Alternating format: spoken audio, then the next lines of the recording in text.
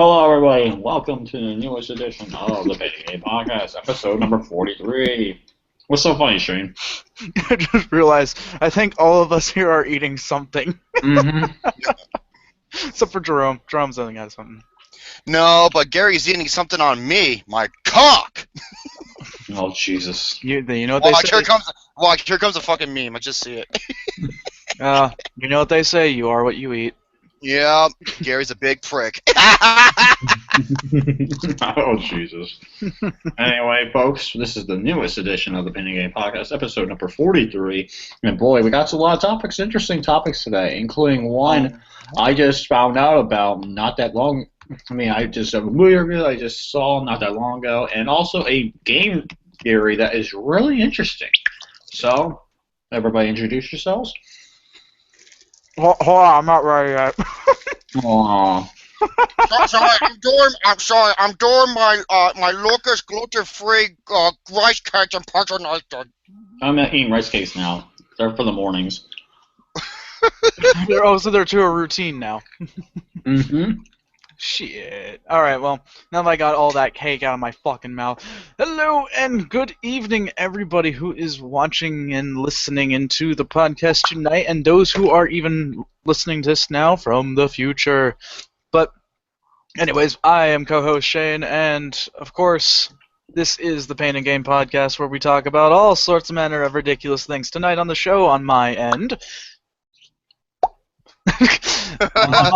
on my end... I have, of course, the new segment, Full-Time Ramblings. I got more, I've got more stuff to share. Let's see. What the hell is that? Come on now. It sounds like I pull my cock out of Gary's It's a ass. meme. Well, I Gary know. just made a meme. Oh, my God. Already, huh? Oh, fucking wonderful. It's just the noise that's distracting me. Anyways, I got more gaming news, of course, and so on and so forth, and hopefully we'll have time for another conversation topic, or maybe even a story time. It depends. So anyways, with that being said, let's continue. Let's not beat around the bush any longer. Let's get back to everybody here trying to introduce themselves and shit. Yeah, flashcards. Hey, Gary, when you need to use flashcards for math, you dumb shit. I'm a dumb shit too. I need to do this. No, it's regards to this. It's regards to this meme. Yes. Oh, I know. I know. I'm looking at it right now. Hold up a second. Lucas, What? what in the holy Sam blue hell are you doing? It sounds like a. fries. It sounds like a. What? an Wait! avalanche. What are you doing? What are you doing, Eating Lucas? fries. Eating fries. There he goes, messing with that fucking bag again. You know, he's like, oh, sorry, I done my time. I'm just stuffing my face with food. You know. Don't worry, it'll be quick, trust me. What are you doing, horse shit? Yeah, be a Put man. this shit down. Be like me and eat beef jerky. Like He mutes himself. Okay, Okay. now back though. No, I took it out of the bag. Okay. To begin this, I'm going to say this right now. The word bae, B-A-E, and I see a lot of people using it. Folks, do you know what that word means? It is a Danish word, like, you know, oh, he's my bae. You know, it's a lazy term to not say the full term babe, B-A-B-E. The word B-A-E, what that means, it's a Danish word for poop. Yep. This is why I'm silently laughing at people. So for anyone it's like, oh, he's my bae, wake up. You're calling him a piece of shit. Ready?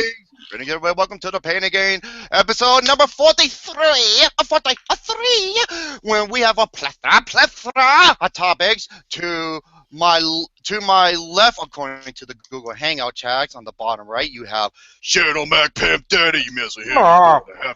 He's going to have to choke a bitch, if you know what I mean, with his long garden hose. And then you got Lucas, LCMuscles, gluten-free food intellectus, you know, working up my glutes.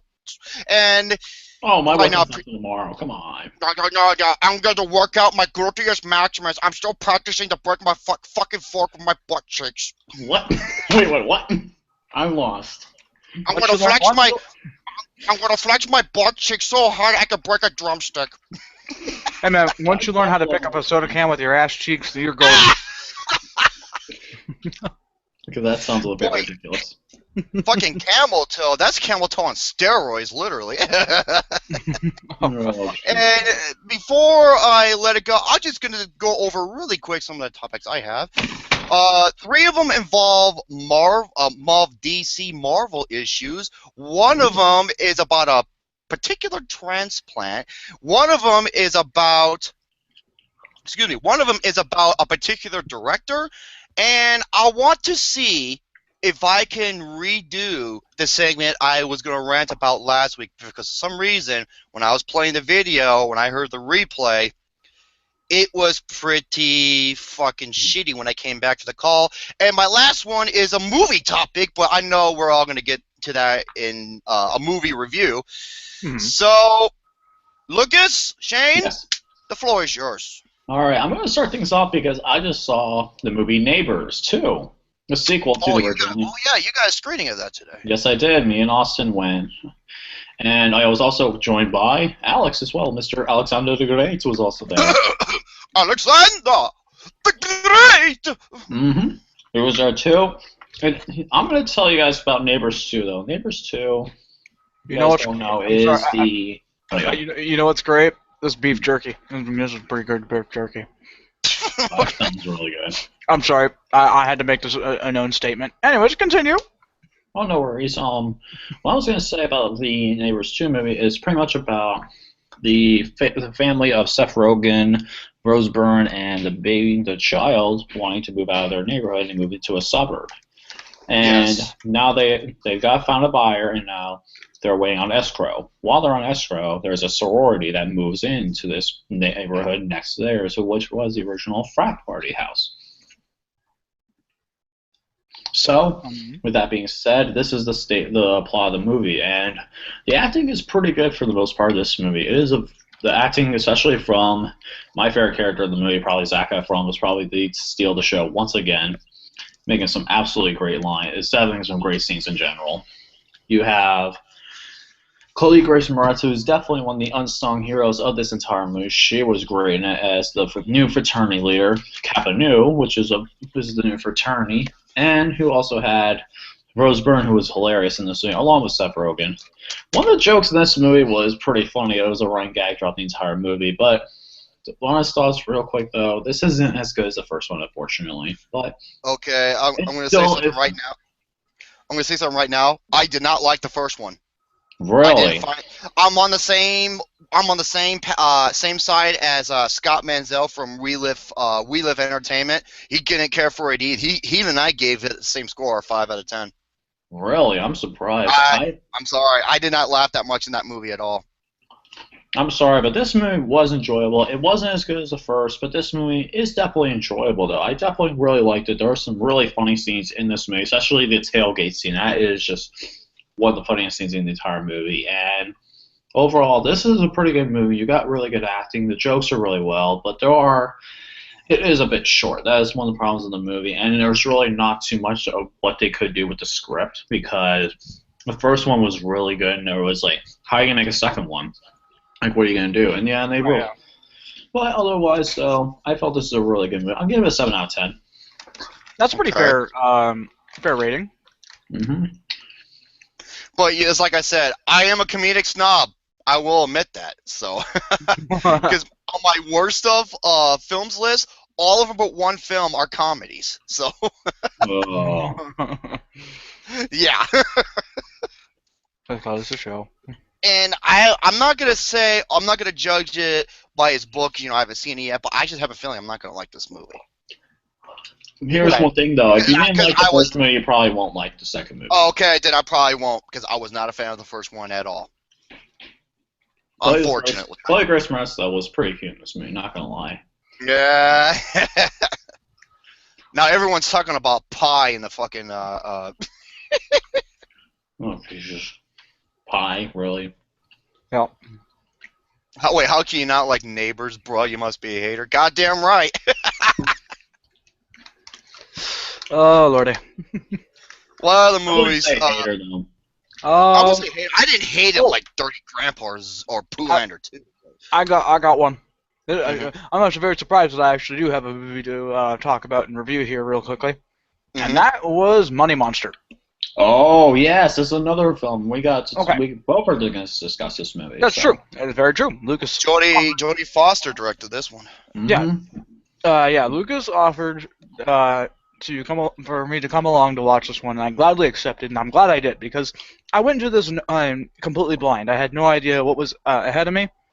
I didn't know what was going on, so I just only knew about like a sort of a premise, I guess you can say, because it was kind of described to me in such a vague way that I didn't know what the hell was going on. So, but everything that is all said and done after this film ended, my thought was that was actually really entertaining. Now, it reminded me of that one guy. Oh my god, I remember South Park poked fun at this guy with Eric Cartman. He's some guy who talks about stocks and he wears like Jim that Cramer. one shirt. Jim Cramer. Thank you. Yes, that's what George Clooney's character reminds me of. Yeah, that's loosely based off that guy. Okay. Now, so let me just start by saying this. How the film starts out at first is basically this show called Money Monster, which is basically loosely based off of Mad Money. Mad Money. Mm-hmm. Now, it's show. It's a stocks, like investment show where you have this guy who's going fucking crazy, being not so businessman-like, although he's wearing a shirt and tie and everything, and he's going to tell you, where put your stocks and shit. And of course, they got the crazy personalities and stuff like that, and you got some humor added to it. But everything's going along swimmingly fine until there's a guy who comes in who looks like a delivery guy, but in fact hijacks the show, holding a gun to this guy's head, saying that he needs to say his piece about the fact that the system, your system, you got your banks and stuff like that, everything is just corrupt as shit.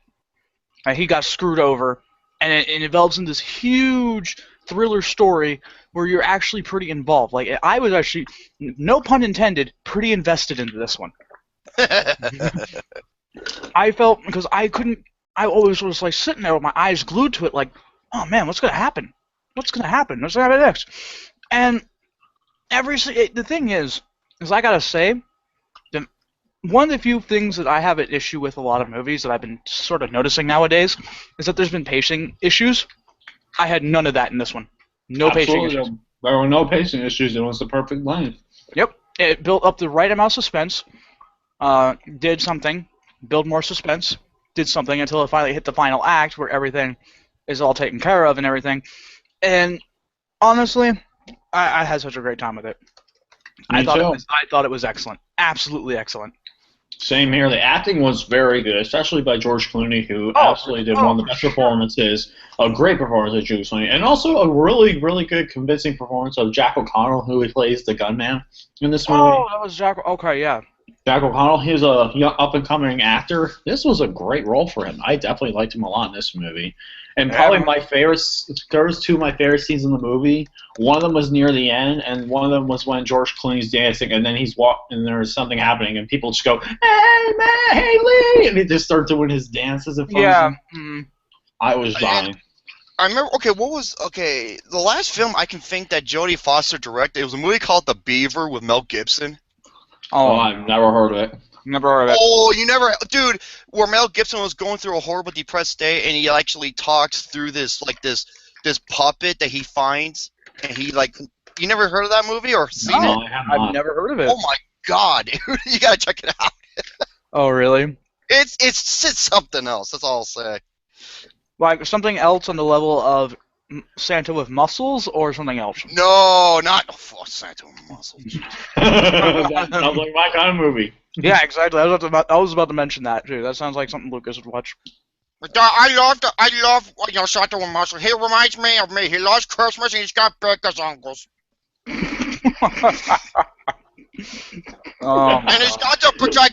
he's got a gigantic tasty candy cane. Gluten-free, of course. Oh my god, dude. What the fuck? Just like Austin said it's the gluten-free podcast. No, it isn't. Nope. No. Yep. There needs to be gluten in somewhere. No, the only gluten-free you're going to see is my shirt. Well, I have the when I have the protein bubbly diarrhea. Yeah, yeah, like I mentioned My beforehand. Welcome to the Pain and Game podcast, now in gluten-free flavors. Oh, fuck. But anyways, back on. We digress. Gotta say though, everything that has been said and done once this film has ended, I thoroughly enjoyed it. I'm gonna give it a 4 out of 5. Okay, Wow, that's very nice. Yeah, I honestly believe it deserves okay. that. Okay, Shane, this is probably the best part of the movie, though. What'd you think of the vines at the end of the movie? The vines, God, the vines. Okay. Okay, that's one. That's okay. Yeah, that. So there is some things. There's a touch of reality that I like to call in this film. A touch of reality that's more along the lines of things that would actually happen in real life, such as vines being made and such like that, and some well-known personalities putting their worth into what was going on. It felt real. Like, that was the one thing that I liked about it, is that it felt real. It wasn't like this. It wasn't like this alternative universe where this world is almost exactly like our world or something bullshit like that. It really felt real. It felt very, very grounded in reality, and I agree, Lucas. That was one of my favorite parts about it too. And that was another thing about the film too. It's got an excellent sense of humor. That's one of the things I really like. Oh, really? Yes, it's actually got a very excellent sense of humor. Albeit sometimes a bit dark, but ultimately... Oh, so it's like a dark black comedy. In some cases. Okay. It lightens up by the end of it. So. Now, speaking of dark comedy, whenever I have the bubbly diarrhea from my protein gluten-free shakes, and I take a dump, it sounds something like this. Oh, so What? Really? or something like Yeah, or something like this. I can't even hear it. Me either. Oh, you didn't hear that one? Oh, well, No. it's through my headset. Son of a bitch. You probably heard this one then. Yeah, I heard that one. Very Yes, I did hear very that one. very faint, but I heard it. Oh, it's Oh, ridiculous. I can't well, believe our podcast has resulted in farting. Yay. it's gluten-free, fuckers. Oh, so, what'd you give Moneyball, Lucas? Money Moneyball. Monster. Jesus, Jerome. Oh my Write that one god, down. Money Monster! God damn it. Write that one down. Jerome. Fucking Hurrah. retard, Romy. Yeah, that's what happens when you get the farts. Yeah, exactly. You suddenly lose any semblance of self, and you have no idea what the hell's going on. You're huddled up into a corner, and you're like, thinking, please. please, I'll do anything. I suck at this. I got these burgers, dog. I got these burgers. Oh shit, my Lucas God. is losing it. Oh, Okay, what did you give Money Monster? There we go. there you go. I give it an 8 out of 10. Okay, Eight very out of good. 10? Okay, cool. Because I did see a movie and oh man, this movie sucked ass. Was it Meet the Blacks? I ain't watching that shit. It's not a main theatrical release. It ain't worth my fucking time. Uh-oh. No. Big Fat Greek Wedding 2? What? My Big Fat Greek Wedding 2? Nope. I saw The Huntsman Winter War. Oh, I avoided it because I'm just like, I don't care. AKA Frozen if it was a horrible live action movie. Oh, boy. Except no Elsa fanfiction. Okay, now, in case you don't know, this is a movie that is a prequel and a sequel At the same time. almost, to Snow White and the Huntsman, which I really liked. I thought it was really damn good. And, hey, Lucas, what's that in the background? I'm watching this stupid commercial called The Hoopers. Turn that shit down! I'm sorry, I just got back in my room. I was literally walking upstairs. Turn that down! You turn that down right now! I was getting seltzer water, so. Boom! So the Huntsman Seltzer Winter water. War, it stars, you got, oh god, what's her name from Edge of Tomorrow? You got Emily Blunt. Emily Blunt, you got Chris Hemsworth, you got Jessica Chastain, you got a big cast. And basically, it's, like I say, it's a prequel and a sequel to Snow White and the Huntsman, and it showcases from the Ice Queen, played by, what's her name again? Emily Blunt. My God, I'm bad with names right now. Jesus, Jerome. I know, I'm terrible. I'm fucking terrible with names. I can't help it. That's me too. I got the memory of a goldfish. Oh, Jesus. And now there's a new trailer called Sent for Central Intelligence. Dude, I'm sorry. Fuck that movie. I can't stand Kevin Hart. Kevin Hart in comedies is like watching a dude taking a shit on an innocent animal. It's just like, why? Why? Wait, his stand-up's good. I liked his stand-up show. That's his stand-up. I'm not talking about his stand-up. I'm talking about his goddamn movies, dude. His comedies are fucking awful. I'm trying to remember one. I know he was good in one. I'm trying to remember what it was. Hold on. Like, I'll get back to your review. There was one good okay, one. yes, yeah.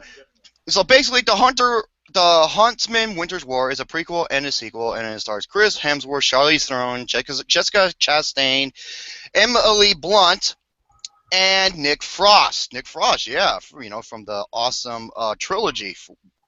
Oh, that with Edgar Wright. Oh yeah, and basically it shows about Eric and Sarah played by Jessica Chastain, who grew up after being trained as soldiers from the eyes of the Ice Queen Freya to become her army.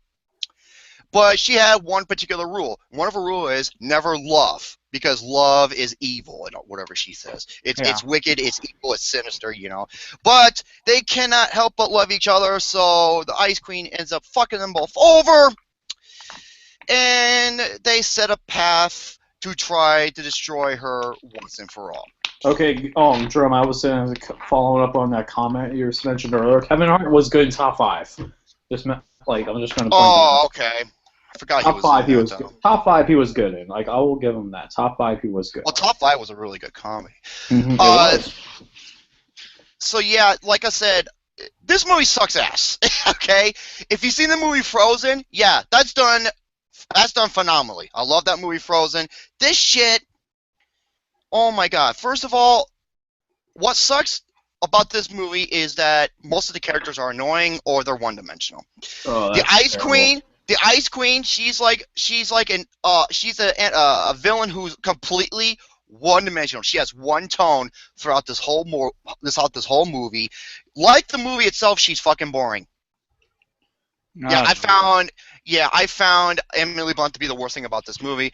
And then yes, oh my God, and then you got Nick Frost and the other dwarves. Oh my God, fucking useless, and they were annoying. Their dialogue sucks. Their point plots were pointless. Their chemistry, and especially this one, this subplot where Nick Frost and his other dwarf were trying to have a relationship. Oh, it's so fucking dumb. It was a waste of time. It sounds really dumb. Just from your description, it sounds really fucking Some of the dumb. visual effects are not good. Especially coming from the Ice Queen. I'm just like, really? I mean, I just think that Frozen did have better, anime. It did much better. Huntsman Civil War just looks terrible. Well, it is. It's a dumb. And I would say this. I would say it's one of the worst films I've seen this year, because I've seen some shit like Fifth Wave, Ride Along 2, The Witch, The Boss, Poolander 2, and Dirty Grandpa, and many other, or Dirty Anus, as I like to call it. So, the movie is boring. It's not that entertaining. And it's kind of a long movie. How long is this movie? Let me see. It's an hour and 55 minutes long. Oh, jeez. Yeah, well, I know that's including credits, but yeah, it's dumb shenanigans here and there. There are some decent fight scenes, and the only thing I liked about the movie was Chris Hemsworth.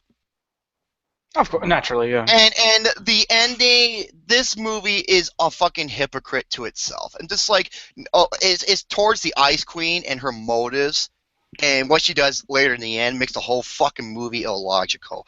Overall, I give the movie a 3 out of 10. Don't bother. Just don't bother. I just went and I was saying it. Oh, I did want to bring something up real quick that Danny Ruxman and I've been following a little bit closely. That this was all over the national news recently. This is for President Obama is pushing for the I'll be right back. All right, but President Obama though is pushing for people to use, for transgender to use whatever bathroom they choose with their identity, whoever their gender identity is. They allow them to use that certain bathroom, and that's where a lot of controversy is going on, especially with how North Carolina's laws are bringing on to this effect as well. So what do you think, though, Shane? What do you think about this whole situation with the transgender being able to use the bathrooms and whatnot? Well, here's the thing, all right? It's kind of hard to say because this is some sort of psychology bullshit we got going on here. It is. What I feel is that say for example, a man goes to be a woman, right? Right. They feel like that they feel to be a man and a woman, like a woman in a man's body, whatever they say that is. And so then they have to therefore use a woman's restroom from then on henceforth. That's fine. I feel that it's not really a problem. I don't feel it's a problem unless someone makes it a problem. Right, I can definitely understand that. That's the point I'm trying to get across here, is that it is not a problem until someone makes it a problem, which we will know that it is very possible. Because people are afraid that people are going to get sexually harassed or something like that. It's like, I don't know. I just don't think that that's I think that the argument and the whole thing for it is a little bit silly. It is silly. Yeah. Here's the one issue I do have, though, that people probably could abuse it, this thing. What if there's people sexual predators and all stuff like that want to pose as women so they could use the bathroom, if it looks like a man wants to use a girl? That's probably the one thing I do have an issue about it. But. Yeah, that's the point. That's what I'm saying. It's not a problem until someone makes it a problem. I completely agree. I just hope that never happens because that would be sick and disgusting. I'm sorry. Well, of course. Obviously, that goes without saying.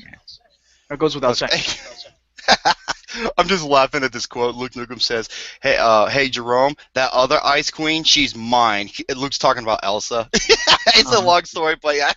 Of course. Oh, Jesus. Oh, excuse me. Ride a schlong, not ride along. Thank you, Pepsi Man.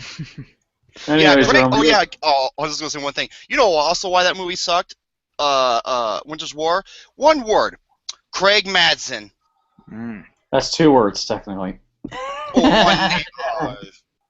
write that one down. God damn. Hey, guess what? There's 3 types of people in this world. One of them can count. The other one can't. That's another mistake, dude. Come on, man. No, that's the joke, though. That's the joke, dude. I know. I'm just messing with you. Don't worry. I'm just messing with you. I know that's a joke. I'm sorry. I'm sorry. The gluten-free creatine got to my heart. No, that's not true. I haven't had creatine in ages, so. I don't like creatine. I'll tell you why. Because fucking creatine, you have to be on a strict schedule with that shit. Because you have to load for 4 or 5 days straight by taking 20-30 grams a day, and then you have to take 5 to 10 grams a day and drink water a day and all that shit. It's fucking annoying, dude. What about Ovaltine? More Ovaltine, please. That's hilarious. I'm fucking sorry. old. Okay, no, excuse me. Wolfenstein. Yeah, Craig Madsen. He's one of the writers. And in case you know what he wrote, he also wrote oh my god, one of the worst fucking comedies I've ever seen in my life. With Melissa McCarthy, Identity Thief. That's why. He also.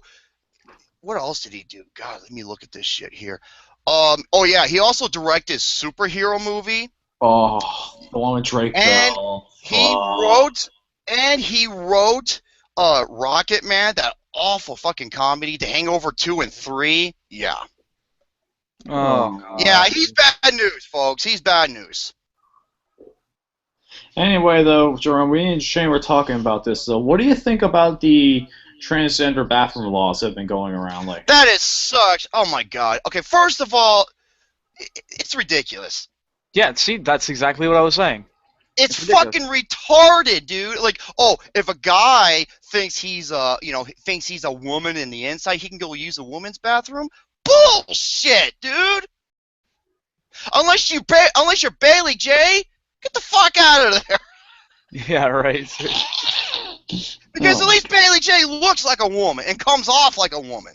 God damn it. Yeah, seeing a fucking biker dude go in the women's bathroom and thinks he's a chick, get the fuck out of here. That's just Barack Obama, seriously, fuck off. You're garbage. Yes, he is. Nearly $20 fucking trillion. It's just... Numbers don't fucking lie! I am Barack Obama, and I completely disagree with your statement, Mr. Jerome. How dare you say that? You will offend me very much if you continue your bad words, because I am Barack Obama. Dude, he reminds me of fucking John Cena when he's cutting those promos. He's like, my name is Barack Obama. I am the worst president in U.S. history. I try to be the best, but after $20 trillion, I am a huge fuck up. Get the fuck out of here! Garbage, man. Anyway, this is also an art. I want to get into this real quick because this is an interesting sports topic. I know. Watch Shane's gonna take a nap. Anyway, this is from the Pittsburgh Post-Gazette. Jesus Christ, Jerome. I already know where this is fucking going. No, watch, Alex, he just took his headset and just threw him against the wall. No, it's not anything Steelers-based. So, it's nothing Steelers-based. So, if you think about football, it's not baseball. I know what it is. It's fucking hockey, ain't it? Yes, it is. It's involving hockey. Hey, Gary, you and a particular thing and that penguin have something in common. Yes, we do. Watch, here comes another meme. Anyway, though, this is an interesting scenario that's been going on for the entire playoffs so far. The Tampa Bay Lightning have issued a dress code. With part of their dress code is in certain sections of the stadium you cannot wear an opposing team's jersey or any memorabilia from that opposing team, or else you will be kicked. Oh my God! You want to talk about being a dictator? God damn! Yep, they say this happened to Lightning fans. There was Lightning fans that documented it saying, "Hey, like the Lightning staff were like, hey, you cannot wear that stuff here. You gotta go back to your car, take it out, or else you'll be forced to leave." That's stupid, dude. It's stupid, and they paid all this money for freaking their all their playoff tickets and everything. Yeah, let them allowed to be able to. Why is this even an issue? Because they wanted the certain sections. They wanted certain sections for the Tampa Bay Lightning fans. It's okay, I don't understand. First of all, I remember in high school football, there's two sets of bleachers on each side of the football field. One's for the home team, one's for the away team. I can see where they're coming from, okay? Or but they don't say, oh, if you're for the away team, then fuck off. I'm like, what? This is what's going on. This is what's going on right now. That in itself is unsportsmanlike. It is unsportsmanlike because in certain sections they barred wearing anything to visiting team gear from the entire Tampa Bay area, in certain areas in the Tampa Bay Lightning Stadium for the entire. This has not happened once, not twice. But this has happened every home playoff game that the Lightning have had so far. Hey, Jack Harrison. Playoffs, and they're going to continue to do it, which is stupid. And that's fucking pathetic. It is pathetic. Also, one of the reasons why it makes it even more pathetic, last year they were in the Stanley Cup final, and they've already won a Stanley Cup. So this just makes it look even more embarrassing. You know what? I'm going to say this right now. As much as I fucking hate the Vikings and the Vikings fans, I'm not going to prevent them from coming to the stadium to watch their team play. Give me a fucking break.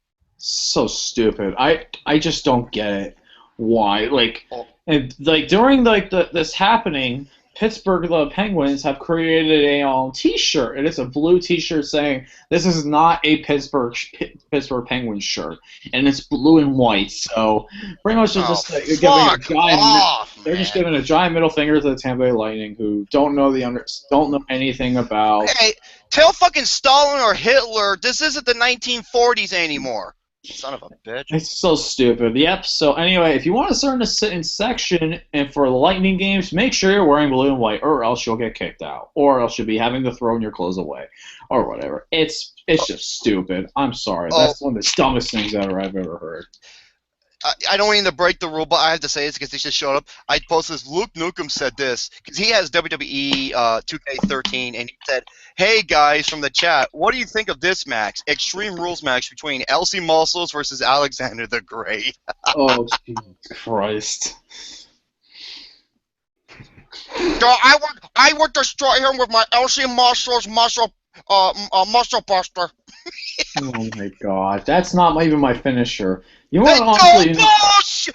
Bullshit! That's exactly what you said. Do you want me to pull? I can pull the video. Wait, what are you talking about? Like a finishing move? I have a couple finishing moves. LCMuscles muscle buster. Okay, that's the name of it, but like. It's the it's that Samoan Joe. Oh, okay, my bad. I thought you meant there was like 2 finishers. There's 2 finishers I have. The other one's like getting dunked. Yeah, getting dunked on. Yep. Yeah. Sorry, nothing beats the consequence. Yeah, it does look pretty crazy. I'm not gonna lie. Oh, folks, like I said, man, go to YouTube, type in WWE 2K15 finishers, and look up alphabetical order. It's called Consequence. You won't believe that fucking move. Yeah, that's my bad, though. You could notch that one up for me, though. If you guys are tallying scores, you could definitely notch that up for me. Anyway, but, yeah, I can't wait to see that match of the Elimination Chamber.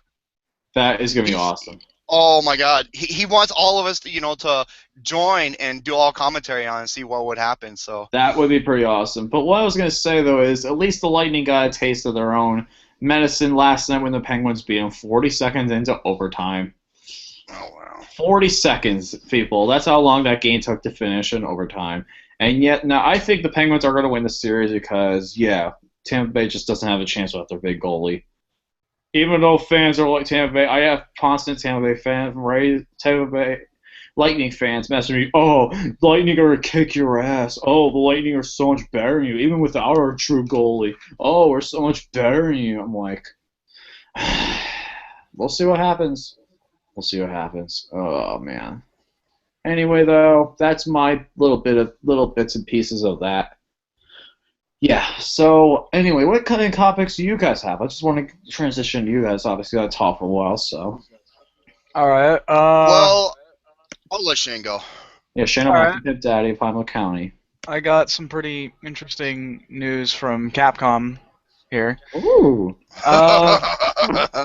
Now, whether or not they're going to hold up to this is yet to be seen, but let's face it, a lot of different games from Capcom, especially one of their newest releases, Street Fighter V, felt really incomplete. Oh, yeah, that's what everyone's saying. Yep, it absolutely incomplete. Well, there's been so much backlash from this, so much backlash, that Capcom has profusely apologized. Now, they've apologized multiple times with this one, but something clicked here with this last one. All right. And now Capcom is now saying they're going to prioritize completeness in future releases, even if it means delaying release dates. Or double dip. Mm-hmm. Let's see. Give me a second, I'm just looking. Okay, this is what Capcom said, alright? And I'm going to say this, and I quote, alright? This is I'm saying verbatim. For games to be hits on the global level, they must be of high quality. To this end, as a result of judging it necessary to spend a little bit more time on the development and operation of titles that are not yet up to standard, we have revised the development periods for a small number of titles. Rather than absolutely holding up to sales periods or development deadlines, in the pursuit of quality that wholly satisfies our users, we will carry out development that prioritizes completeness, even if it requires some scheduling adjustments. So, well, that being the case, here from PCGamer.com, they said Street Fighter V is only mentioned in a summary as the means through which Capcom will aim to establish a place within the fighting game genre of esports. But as IB Times revealed earlier this month, it only sold 1.4 million copies in its first month and a half of a release. well short of 2 million units targeted at Capcom's fiscal year of 2016 in their third quarter report. A good reason on second thoughts. So, because the thing is, let's face it, Street Fighter is a legendary game. It's a very legendary series. So well, Street Fighter 2, I mean, the original Street Fighter, if you played it, it's not that great of a game. It was Street Fighter 2 that brought it to a whole new level, but yeah. No, I'm saying as the series as a whole is absolutely. As a series. Oh my god, it's massive. Yeah, so people had they had very, very high hopes for Street Fighter V, and when we got what we got, well, the rest is history. So that's why it's interesting to say, Capcom is actually going to put out complete games. Now, here's the thing. The other games that I can, I should say game, as in singular, not plural, that they have made that actually does feel complete is Monster Hunter.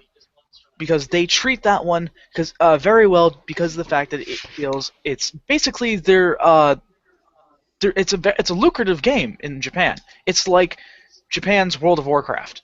That's how good it does. That's how well it does. And therefore, now that their other games are starting to suffer, they can only lean on that one pillar for so long before it crumbles. So with that being said, it's going to be interesting. It's gonna be interesting to see if they will hold up to their word, and if they do, how well are they going to live up to that? Only time can tell. That's all I can say. Who knows what will happen? Honestly, I think that my prediction on it was that they'll probably go ahead and actually hold up to this, because they're actually starting to get into a little bit of trouble now. They're gonna hold up to this, but I have a feeling that's still going to have its fair share of controversy. That's all I'm going to say. That's my prediction. We'll see what happens. And this is what Luke Nukem said. He said that Capcom has only 152 million in the bank. Oh, that's terrible. Yeah, that's not very good. They could be making more bank if they didn't, cancel Mega Man Legends 3. Oh, why did they cancel that game? That's bullshit. I don't know why, actually. I'll have to take a look at that sometime. But anyways, since we're being pressed for time, I got a new thing coming out. That apparently it's coming out here in the gaming world. Dragon Ball Z Xenoverse 2 was just announced today. Ooh. Now, I have the first Xenoverse, and it was fun, but the game was pretty bobo, for lack of a better term. What I mean by that... Wait, Shane, yo, dog, what? What? I know. What the hell are you talking about, boy? God dang it. Boom! So anyways, Xenoverse was a really interesting game because you could actually create your own character and go through the most definitive parts of the entire series, which was really cool, but the problem was it had a lot of technical problems. That and some issues with storytelling and such like that. It was kind of silly. But overall, the game was still really fun. It's just when you hit max cap, there really wasn't anything else to do besides fight other players, and that was kind of like, not so good because connectivity was a problem. So, since Xenoverse 2 is now being announced, I'm kind of interested about how they're going to handle it. I don't know what's going to happen, what kind of new things are going to be added in, since it's just made an announcement today. Only time will tell. I believe Tokyo Game Show is coming up pretty soon, so I hope to see more info there. That and more information on Let It Die, new Suda51's new game. God, I'm looking forward to that. Can't wait. But yeah, Dragon Ball Xenoverse 2 seems pretty cool. Let's see. Oh, here's something else like happened in here in the gaming world today. Okay. Fallout 4 player leaks an unreleased DLC as a mod and then gets shut down by Bethesda. Oh, what the fuck? Okay. I know I generally don't go to this site for like a lot of news, but this is the first thing that popped up to it. I know Luke is going to hate this, but this comes from Kotaku after the whole controversy with them. This is in fact a real thing, though. We're going to say it's not a fake, some fucking bullshit. It's not dirt. It's not dirt sheets. It's actually the real deal. Okay. Yeah, exactly. So what happened is, this is what they wrote. is that for a while now, some lucky Fallout 4 players have been able to play unreleased DLC as a part of their closed beta held by Bethesda. Anyone participating in these tests is technically under a non-disclosure agreement. Things haven't been really working out that way, though. So there's a new DLC coming out in Fallout 4 called Far Harbor, which is a huge thing for Fallout 4. It's adding a completely different story, a new region to explore, and all that kind of good stuff. It's going to be interesting. But the thing is, I believe the person's motives for this quote-unquote leak was because of the price range. The price range for Far Harbor is $25. It's expensive. It's expensive. Fucking hell, that's like almost half the game, dude. Okay, now let me put this in perspective, all right? Let's see. There has been about, I believe, 800, rounded up, 800 downloads. Yes, 800 downloads for this DLC, right? Mm-hmm. Let's put this in perspective. 800 times 25. That's Jerome, tell me if I'm wrong, but I believe that's 20,000. Is that correct? Wait, 800 times 25? Yes. Okay, 800. Hold on, let me think. 820. 20,000. That is exactly correct. Okay. Here's the thing. This small breach, as this person has mentioned, this small breach may have cost Bethesda $20,000, right? Which is just a portion of what they pay one of their senior developers. That's their yearly salary. Now, dude, that is fucking cheap, man, for a yearly salary. God damn. I know, man. There's some sacrifices you need to make when you have this passion for game development, dude. What the fuck, dude? Now, here's the thing, all right? That's one of the reasons why I have to sort of play devil's advocate on this one. Because the thing is that it might be expensive. But here's two things. One, if you love Fallout 4, if you like the developers, you want to support them, it's definitely worth it. Not only that, it's huge. It's a huge DLC. One of their biggest that they've made for games in general, actually. With that being said as well, too, this problem is also costing people's jobs. This whole thing is going to be making Bethesda make cutbacks.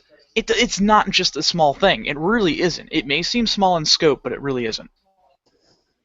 I don't know, because Bethesda is the publisher of Doom, and have they made a decent profit from, even though they're not the developers, they're the publishers, have they still made a profit from that? Because it's been doing very well. I would say so, but we can't necessarily say anything just yet. The game literally just came out like just 2 or 3 days ago. So, well, yeah, it's very brand new. There's really no way of saying just yet. The numbers haven't come in yet. I'm hearing an echo behind. Where's that coming from? I got my headset, so I wouldn't know. I don't know. That's weird.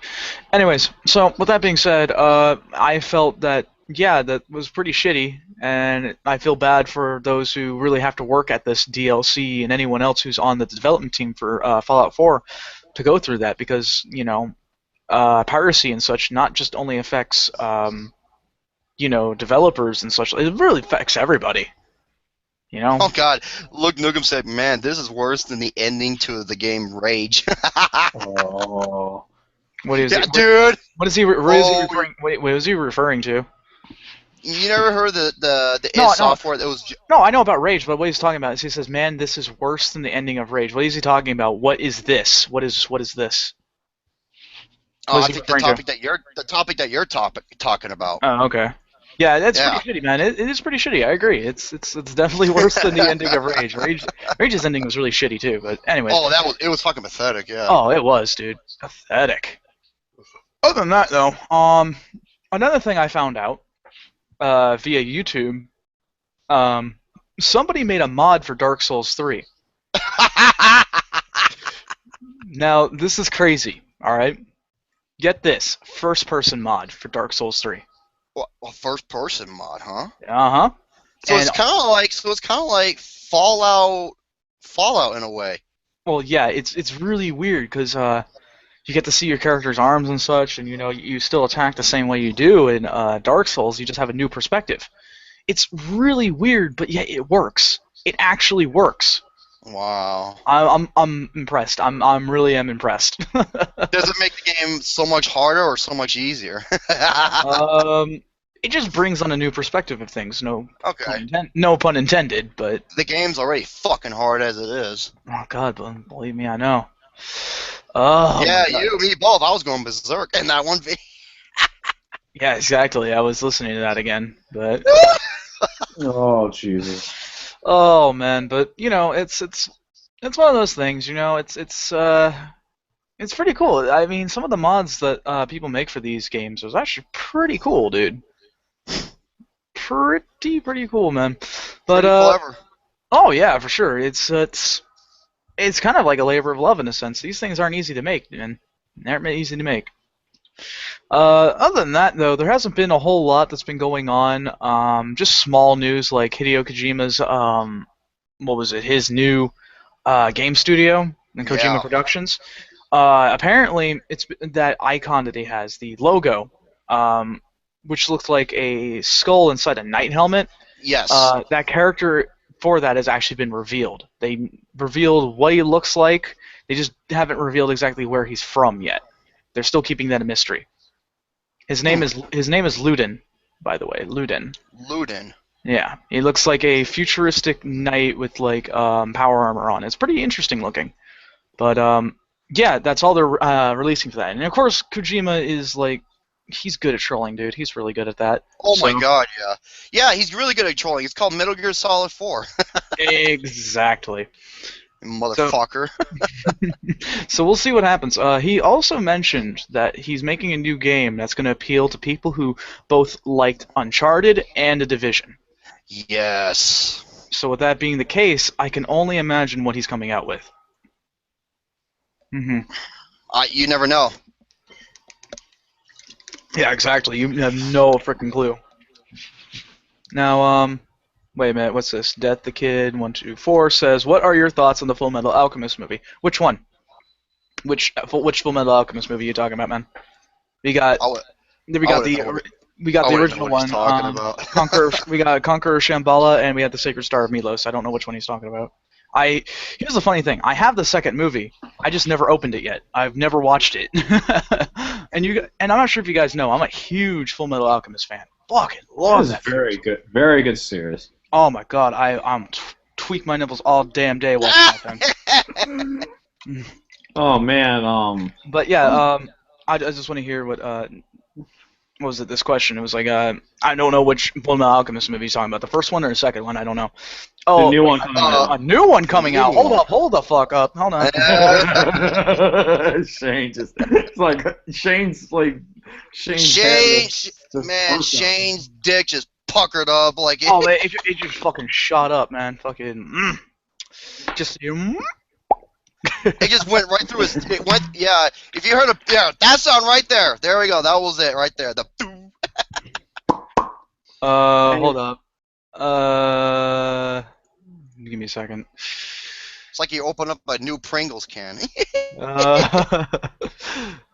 Wait a minute. Hold up. Wait a minute. What the fuck is this shit? If this is true, I'm a little upset. Oh, my boner. boner. Oh no. Hang on. What's that? Yeah. Okay. It is true. Fuck. Okay. What? Apparently, Fullmetal Alchemist. See, they're apparently planning a live-action movie. Really? God damn it. Okay. Oh It's shit. like what? Yeah, it just placid. It's like was it when Farquhar Legor flies? He's like. Yep. Now my elongated dick is now a walnut attached to a pelvis thanks to this fucking shit. Okay. Well, anyways, so this is. I hate going to IGN, but this is what they got. Oh fuck them motherfuckers. Oh, God, I hate them. You gave Kirby Triple Lux a 6 out of 10. Fuck off, IGN. Let's see. Let's see. The wildly popular anime and manga series Fullmetal Alchemist is getting a live-action film adaptation. According to Live Door News, the movie will release sometime next summer and star Yamada Ryusuke, as FMA's leading man and beloved alchemist Edward Elric. I hope he's short. In addition to being a member of the pop idol group Heisei Jump, Yamada starred in the live-action adaptation of Assassination Classroom. I forgot they had a live-action adaptation for that anime. I forgot about that. I said my big bone. I said my big boner just turned into a strudel. God damn it! All right. Yeah, it's like having a regular spaghetti noodle until it gets warm, and then it's just like, yes. What he has to say. Death the Kid here. I realized that reference, by the way. Nice reference to the to that anime Soul Eater. Anyways, he's saying I'm kind of nervous because they fucked up on Dragon Ball and Attack on Titan. Yes, they fucked it up. They fucked it up so bad that it's I never saw the live action of Attack on Titan. Don't even bother. It completely butchers the story. Just because the thing is, Attack on Titan has a pretty good story. It's just I'm tired of waiting for a second season. All right, I'm tired. I already read through the manga, and holy shit, it's a ride. The thing is, though, is that basically the live adaptation film of that, what they did was, it's like, okay, see all this shit?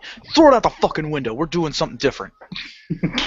So that's exactly what they did. So, in short, so I'm a little worried about this. I'm a little worried about a Fullmetal Alchemist movie, being made, a live-action one. We have to see how well Ghost in the Shell does, because, oh, God, I love that shit. I know that I'm familiar. Scarjo. That's all I gotta say. Yeah, Scarlett Johansson as Scarlett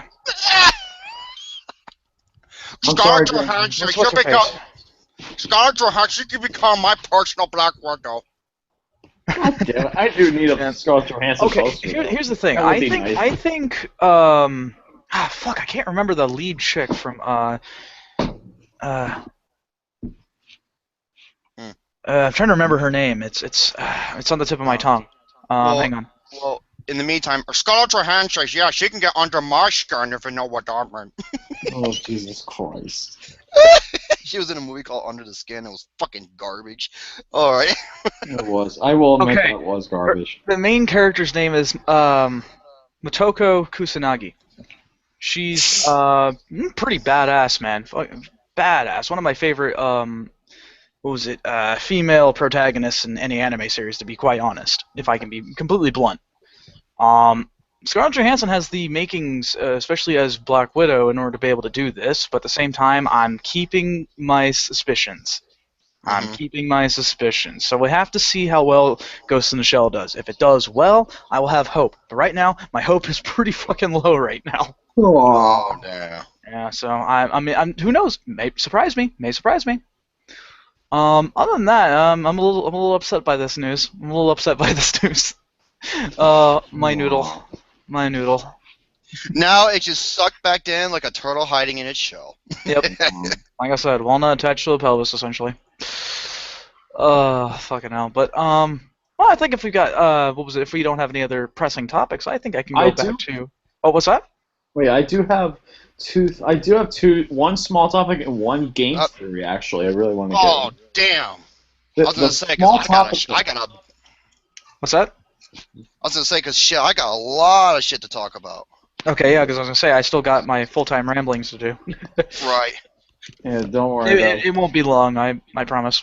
Alright, so the small topic I have, though, and this is the last of my topics for the night. Okay. The first thing is called, I just saw this product, it's called Furbo. Wait, what's this now? It's a little machine that lets you, if you're away, it lets you communicate to your dog through voice recognition. Huh. And it shoots out treats, like, for the dog. If you want to play, like, fetch and stuff like that, it'll shoot out treats for it. Huh, interesting. It allows you to interact with your dog when you're not home, and it looks pretty cool as a night vision, and it's pretty cool though. I actually like that concept. Like in case I want to see Goldie when I'm home, you get to interact. You get to see the dog. Like if you get to see a dog, like if I was seeing Goldie, I get to see him through the machine while she's just looking around, and it's pretty cool. I like that concept though, and it's going to be coming out later this year. That is a pretty cool thing.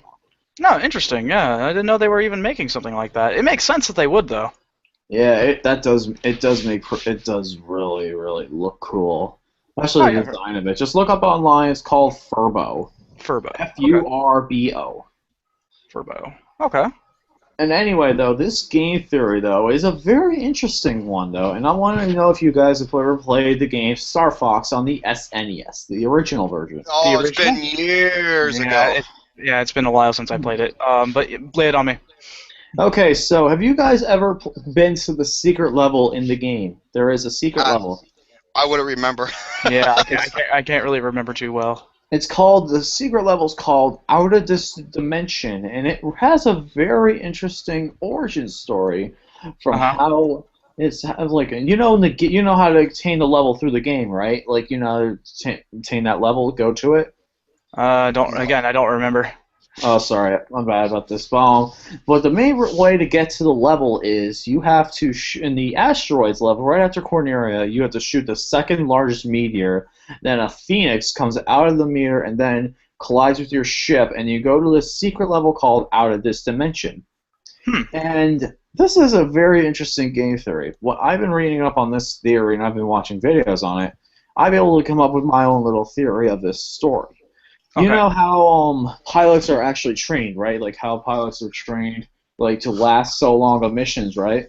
Yeah. Mm-hmm. They have to take pills to keep themselves awake, pretty much, and they have to wait for long periods of time. And this is a very interesting way. Like this is how, like the theory mainly states that this theory is where Team Star Fox fails. They fail their mission essentially. Yes. Here's the reason why.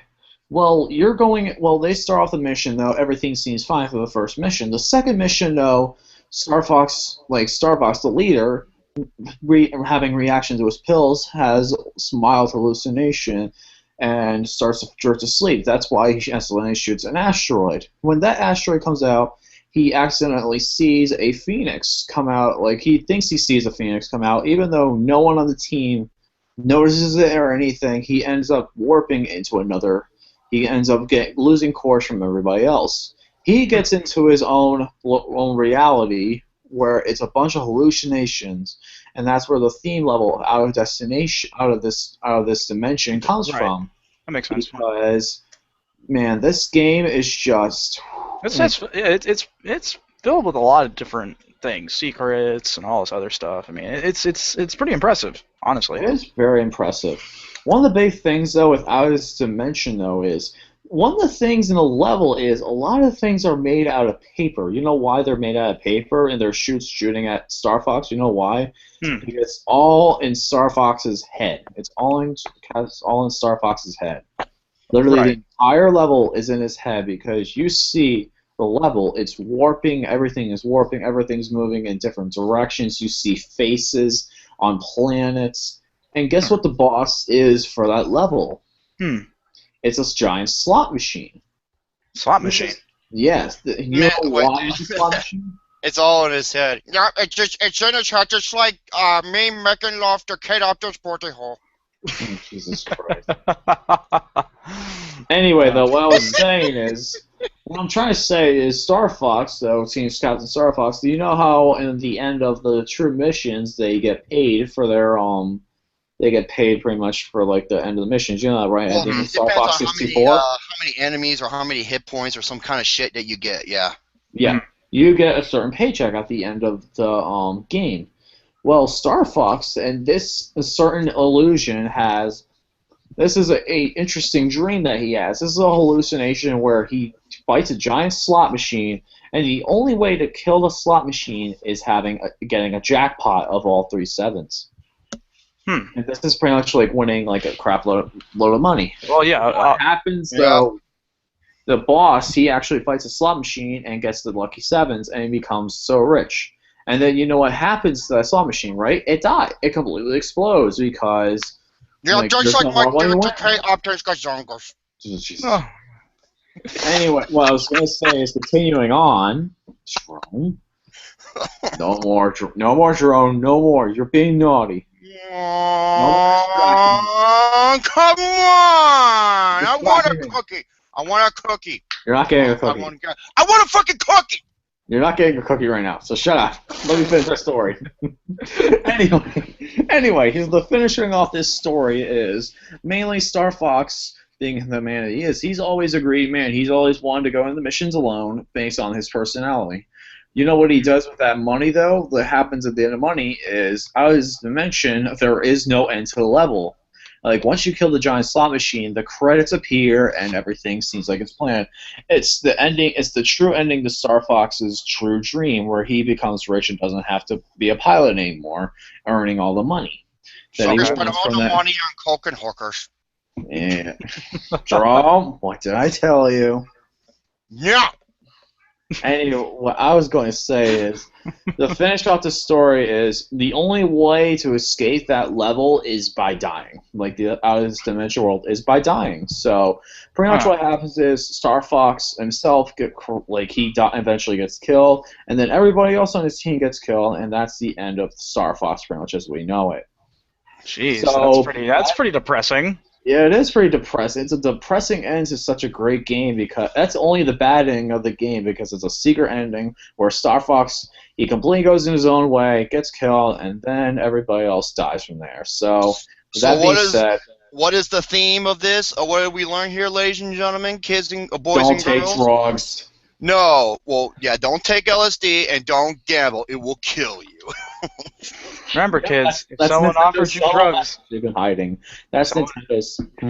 Just remember, kids, when someone offers you drugs, you know what to say. We say thank you, because drugs are expensive. That was genius! Oh, man. Anyway, though, that's I would take message, drugs. though. I would take drugs if they didn't let me see 2 Scarlett Johanssons and 2 Kate Uptons. That's fucking 8 titties. 8 titties. Well, you know, Jerome. You know what they say, 8 is enough, crazy eyes. Well, anyways, That's for interrupting. At any That's rate, for interrupting.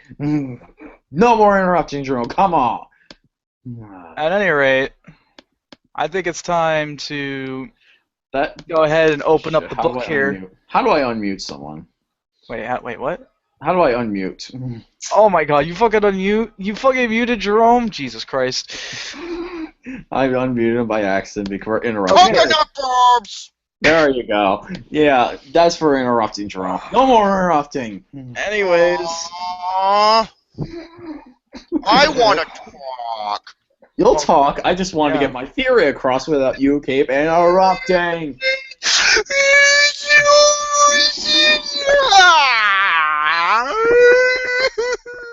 Oh no, Jerome stubbed his toe again. Gary, you goddamn asshole.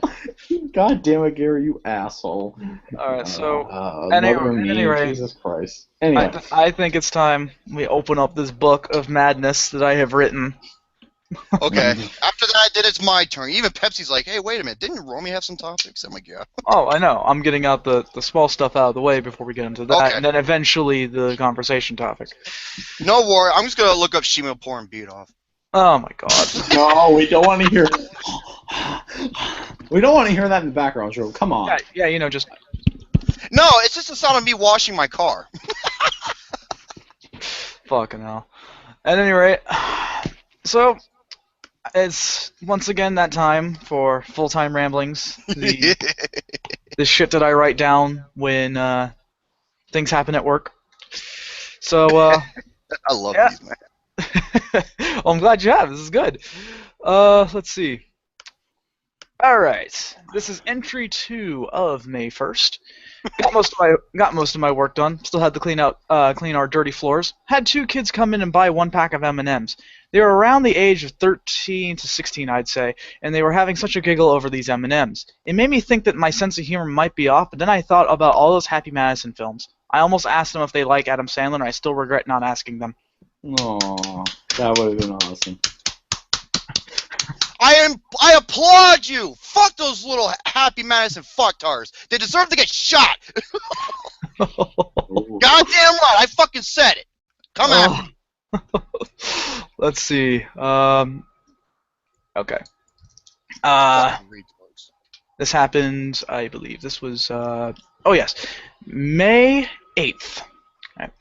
I had a man come in earlier today. I had a feeling I knew this man, as he appeared to be someone that came from, what was it? I'm sorry, I'm having a hard time with this. He was a man Jesus Christ. He was a man who came in to buy cigarettes. However, I did tell him beforehand that the cigarettes he was looking for were not within our store. Of course, he got salty about it. Now, Oh God. okay, so let me explain this one. This one's a bit like not half written. Let me explain this one. All right, so there's a guy who came into the store, right? There's this guy Right. who wanted to buy these cigarettes. Now, these cigarettes, he was looking specifically for what's it called? I'm sorry. Baltimore Raven football style cigarettes. No fucking football. No football. Sorry, man. You're making me lose my train of thought. Now you know how I felt. Fuck. You're I'm right, trying to man? remember. No, I'm trying to remember. Shush. Okay. I can't think of the name. I know what the brand it is. I'm trying to think. It's discounted cigarettes. Thank you. Yes. Okay, so sometimes we get these cigarettes that we come in here with these dollar off packs and such, and sometimes they of course they come in cartons. They're specially marked cartons that come off with $1 off per pack. But the thing is, when you ring them up, they come up with a retail price. For example, the guy wanted to buy this entire carton, and basically said that the pricing was wrong because it came up $83.86. Jesus Christ. Now the thing is that I can't ring up the carton itself because it's not technically within the we're not supposed to sell it. We're not supposed to sell the entire carton. If someone wants to buy 10 cigarettes, which is towards a carton, that's perfectly fine. Got I offered 80 some bucks, man. That's like fucking cocaine prices. Oh my God. Dude, I know. So he was like, "Oh, that's wrong," and I'm like, "Okay, how about this? How about I made a mistake at first. I said, okay, how about I give you 12 cigarettes?" He's like, "There's 10. There's 10 of them inside a carton." I said, "Okay, 10 of them then. I will go ahead and ring up 10, and we'll do it that way." So I did it that way, and he's like, "No, it's still wrong." And I'm like, "Well, I don't know what to tell you, man. I don't know what to tell you." Like, it was just getting so salty about it. God, are the people that come into that area, are they just fucking assholes one after another? I'm starting to think Florida is filled with nothing but assholes, man. Jesus Christ, man. Yeah, I'm not right. Fucking hell. Fucking people getting salty about the dumbest things, man. I'm telling you. Alright, this one's a bit of a big one. This happened on May 2nd. Near the end of my long shift tonight, I had one of the strangest people come in from the store today. Came into the store today, sorry. It was this amigo who spoke fluent English with no accent. He's a regular who comes in to buy coffee. Couldn't be no more than 17, I believe. We done short small talk for a bit, but not much else. He came in and asked if I could go ahead and set aside some of the thrown out food for him. Being someone who hates to waste anything, I accepted and decided to go ahead and set aside some food for him. Oh, I see, yeah, because the food that's about to go bad, he's like, hey, just give it to him. I mean, hell, it's better than, you know... Just downright throwing it out. I can see where he's coming from, yeah. Yeah, I hate that shit. I hate throwing just perfectly good food out. I hate that. Anyways, let's see. Where was I? Okay. Let's see. Oh, I'm sorry. Hold on. Before him. Being someone who hates to waste anything, I accepted and decided to set aside some for him. He came in about 30 minutes later with a bag of chips. I mean, he took a bag of chips and put it to the counter, is what I'm trying to say. A tad bit confused, I thought he wanted the food due to not having any money. So I rung him up and asked if he wanted anything else. He didn't respond to me as he was fiddling with his phone while I had someone behind him. He then piped up and said he needed 5 cents more because he was short. The gent behind him came in, gave him 5 cents and asked for a cigar. I then wrung him out and went back to the kid here. I asked him what he was doing after he was still fidgeting with his phone. He responds 3 seconds later with, "Can I get a cigar?" Being quite confused by this request, I couldn't fathom any sort of idea what this kid was going on about. I asked him for his ID, as per usual. He said he didn't have it. Likely story, I thought. I then asked once again what he was doing as he was still fidgeting with his phone. He then said he was new to technology. I was absolutely befuddled at this point. What? He then continued the confusion as he placed his phone down on the counter and asked if he can have my number. I told him without skipping a beat, I don't give my number just out to anybody, man. And What the fuck? Oh, and his response And his response was, but we've known each other for so long. My rebuttal to that was a simple 2 months, man. 2 months. As he was taking his phone to leave, I told him that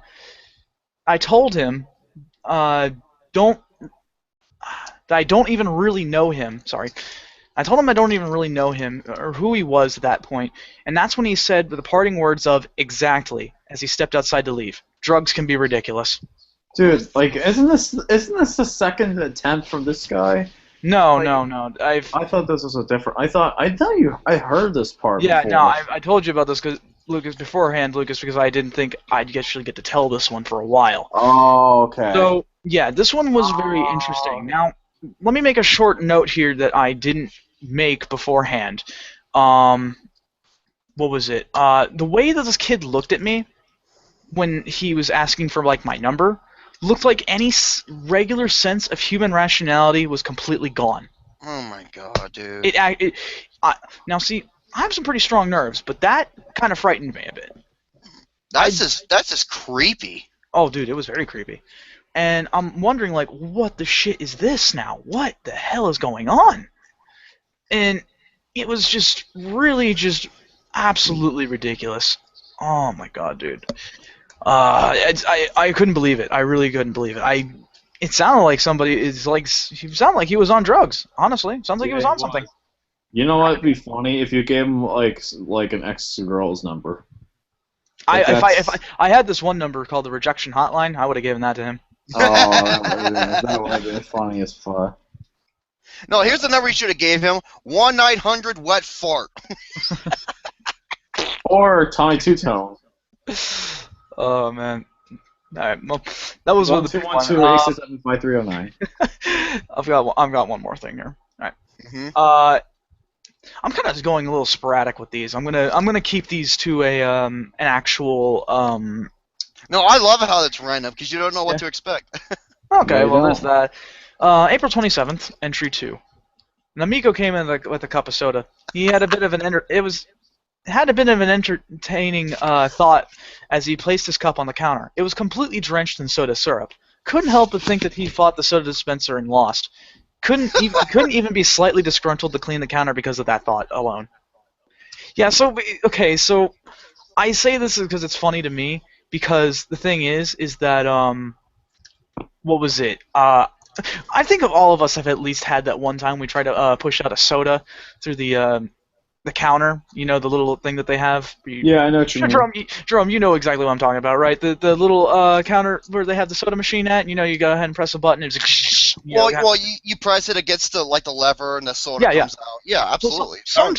Sometimes the soda gets mixed. Sometimes the syrup, this actual syrup for the soda, actually gets caught behind the carbonation, so you just get this carbonation. Oh, that sucks. That happened to me recently when I was at a convenience store after working the one I worked at, because they didn't have the one I work at didn't have this particular soda brand. I went over there because I'm a dirty little trader and decided to go ahead and get that, and that's what happened to me. It just went, and all of a sudden it just overflows. I'm like, oh fuck! And I'm just like having all this shit coming down, and it's like my hands are all sticky and shit now. It's like, oh damn it, I'm that amigo now. That's hilarious. Oh my god, yeah. So that's exactly what happened. I just imagine him just having an epic battle with said soda machine and just fucking soda. Oh, you want some soda syrup? Here you go, fucker. He's like, man, fuck you, you torta punto. Oh, Dios míos. Vaya con Dios, you little. Oh my god. I just imagined like a giant soda machine that has big ass shades like the Terminator, and that's exactly what it says. Vaya con Dios. I guess and then it shoots lemonade. I don't know, except it's not lemonade. Except it's not lemonade. No, it is not. Guess who decided to join our little show now? What's that? Kirby! He's here! Yay! Kirby.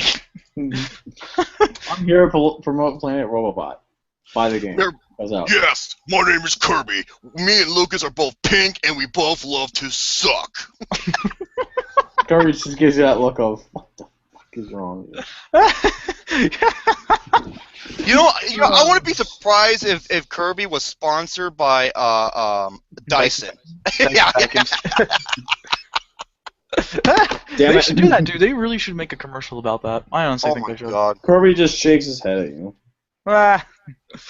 Well, that's okay. You know how he well, then again, when he's not, when he's not in video games, he's working them corners, blowing people or sucking them. I guess. Yep.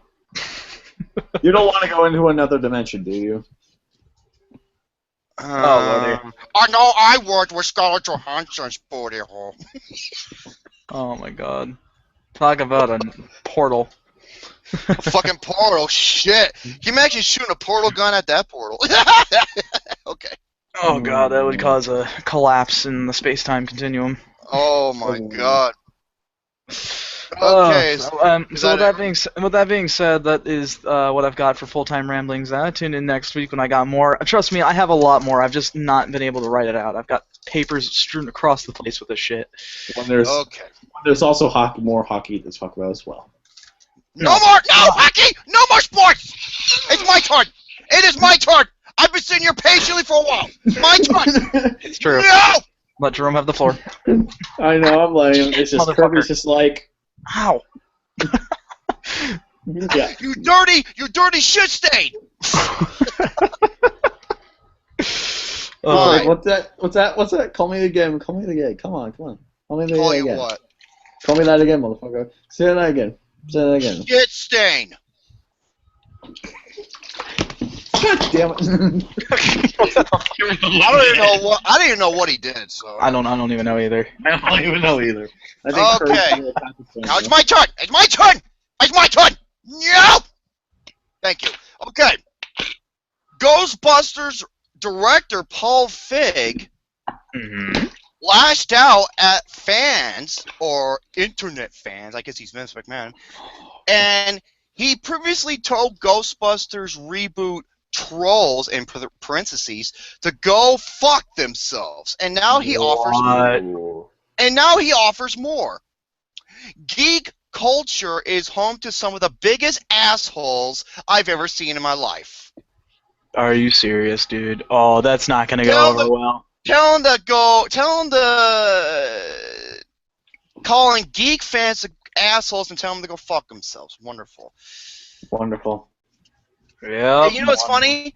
Feig is also upset by the fact that the Ghostbusters reboot trailer is the most disliked movie trailer in internet history. Yep. Even Melissa McCarthy, the star of the movie, wasn't a fan of the fucking trailer. Oh. You have your own star saying that I'm not a fan of that shit. You know you done fucked up.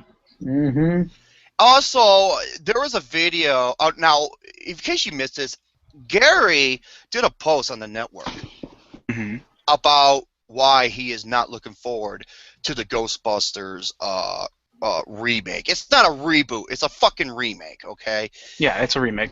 Because a reboot is you're starting over. A remake is where you're trying to do something different while using the same name, so to speak. Now, Gary took some inspiration from a terrific video that the Angry Video Game Nerd James Rolfe did. Right, yeah. About this. And you have to see it for yourself, because what he says speaks the truth. So, it is not about, he's not against, like who's on board or something like that. It's about why this shouldn't even be remade in the first place. And it holds truth. So, yeah, I agree, yeah, certainly. Yeah, Paul Feig, yeah, wonderful. You're joining the same people as Alex Proyas and many others. Congratulations. Proyas? Alex Proyas. Proyas, that's my nickname for him, though. Proyas. Proyas. Yeah, I know one thing Gary's going to look forward to watching more than the Ghostbusters remake. You know what he's going to be looking forward to more? He's going to look forward to watching the Buffalo Sabres hockey season compared to the Ghostbusters. Would you quit? No more hockey! No more fucking sports! No, you know how I feel. You shove that hockey puck and hockey stick up your gluten-free ass! Hey, now he might just like that. Don't threaten him with a good time. I know. I always dream all the time of Scarlett Johansson poking my behind with her massive gajunga bottle. What the fuck are you talking about? Okay. Next topic. Okay, ready? Listen to this. The first penis transplant in the United States performed at Massachusetts General Hospital. What? Mm-hmm. Yes! You heard me, or Pepsi Man. PINGAS! Pingus. Watch, he's twisting his nipples, me saying that. Yeah, the PINGAS transplant. Pingus. It's a man from Massachusetts who, oh man, now this is just fucking, this is like every man's nightmare. And I feel bad for this dude. Now hear me out here. Oh boy. He had his penis removed due to penile cancer. Oh no. Oh, Motherfucker! That just sounds so painful. dude. Oh, dude. I feel for that man. Oh. Hold on 1 second. So, yeah, dude, I'm doing the same thing you guys. I'm just holding my pecker like my life depends on it, okay? Oh, man, no. Okay, continue, please. Okay, listen to this, folks. He underwent an experimental 15-hour operation earlier in May. The organ was transplanted from a deceased donor, and it was the very first penile transplant in America. Wow. That's making history, honestly. And in the field of science, scientifically and medically speaking, that is. Oh my God! So yeah, the result of more than 3 years of research, a team of 30 physicians, anesthesiologists, nurses, fellows, and residents worked to surgically graft the vascular and nerve structures. Unbelievable. It's a 64-year-old man who had the penile cancer, and he had to get it. I'm not going to say that again. But he received he received a donation in early May, and went through the procedure, and it is a major milestone. Dr. Curtis Ceturlo, Cetudro, I think that's how you pronounce it, or Ketrulo, excuse me. He said, today's announcement is a major milestone in the field of transplantation. Absolutely.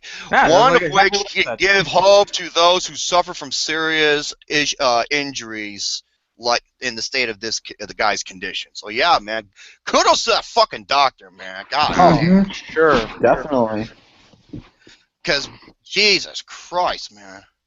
I couldn't imagine, honestly. I mean, I don't know what to do if I had that thing. I wouldn't be able to fuck Gary up the ass anymore. Oh. And then you have Gary's face like the one where it's the farting extravaganza. You have that same like.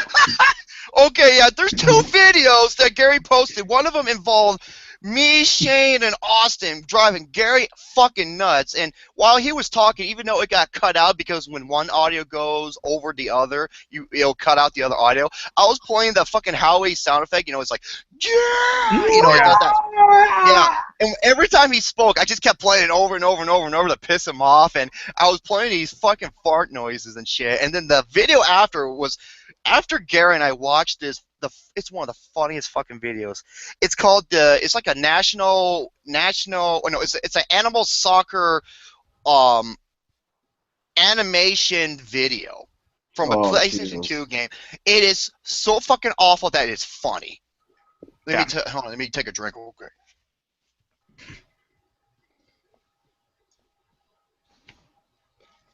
Oh, there goes 20 ounces. Okay. I Jerome drinks water like I drink gluten-free orange juice. Oh, the other day I posted like a video where I showed this to Austin. He thought it was one of the funniest fucking things. Is where I was announcing the Filmtastic movie awards. When I was going, you can hear Lucas open up his fucking bag, and I stopped talking. All of a sudden, Lucas just stops, and the look he had on his face, like, oh shit! Like he had his hand caught. He had his hand caught in the cookie jar. Yeah, exactly. It And I'm like, what the hell are you? And he starts laughing. Austin thought it was the funniest fucking thing ever. Oh, he So, did, yeah. Next topic. Oh boy. All right. Watch Luke Nukem. He's going to have his ears open. Oh boy. Now, there were 3 particular posts I saw on Facebook. I need to go over these. Now, originally, I was going to have this in a huge article I'm going to do, but I'm going to separate these 2 because I need to talk about these fucking posts right now. Is Kirby one of them? Is one of them? Actually, no. Kirby's not one of them. Aww. Damn it. Hey, he beat fucking Majin Buu easily. Come Yes, on. he did. Yes, he did. And yet, people are still pissed about that. Wait, what? No, dude, no. The one that everyone's fucking pissed about is Goku versus Superman. Mm-hmm. I'm sorry, Superman would fucking murder Goku. He's way Yes, he stronger would. than he is. You know Yes, why, he would. folks? Because Goku, he has a limited amount of power. Superman, he could be as strong as he needs to be. He's got almost unlimited power. Hell, there was a fucking cartoon where he pressed 200 quintillion tons. That's from a comic book, but yeah, you're close. Yeah, It was from an animation. Yeah, there was a one where he destroyed a universe by sneezing. Son of a bitch. Yep. That's fucking crazy, honestly. Oh, Gary's laughing. Yeah, Gary. Yeah, his name is Goku. Goku. Yeah, Majin Buu. Okay, Austin. Austin said, Lucas, we get it. You want to fuck Kirby in the ass. Kirby's a guy, you dumb shit. You know that, Austin. He does no reproductive organ. Yeah, exactly. He doesn't. Remember, he does it. Austin, stop being. He went to blow to suck. Suck to blow. Suck to blow. Yeah, Goku for Superman. I'm sorry, Superman would fucking murder him, and he did. And they did a stop Revisit? being an that was Lucas. And basically, they did a rematch because of all the pissed off fucking fanboys being, asshole-ish about it. Superman won again. Right, yeah. So, speaking of that, I have to talk about these 3 topics, and they all revolve around Batman v Superman and Captain America Civil War. America. Oh boy. Okay.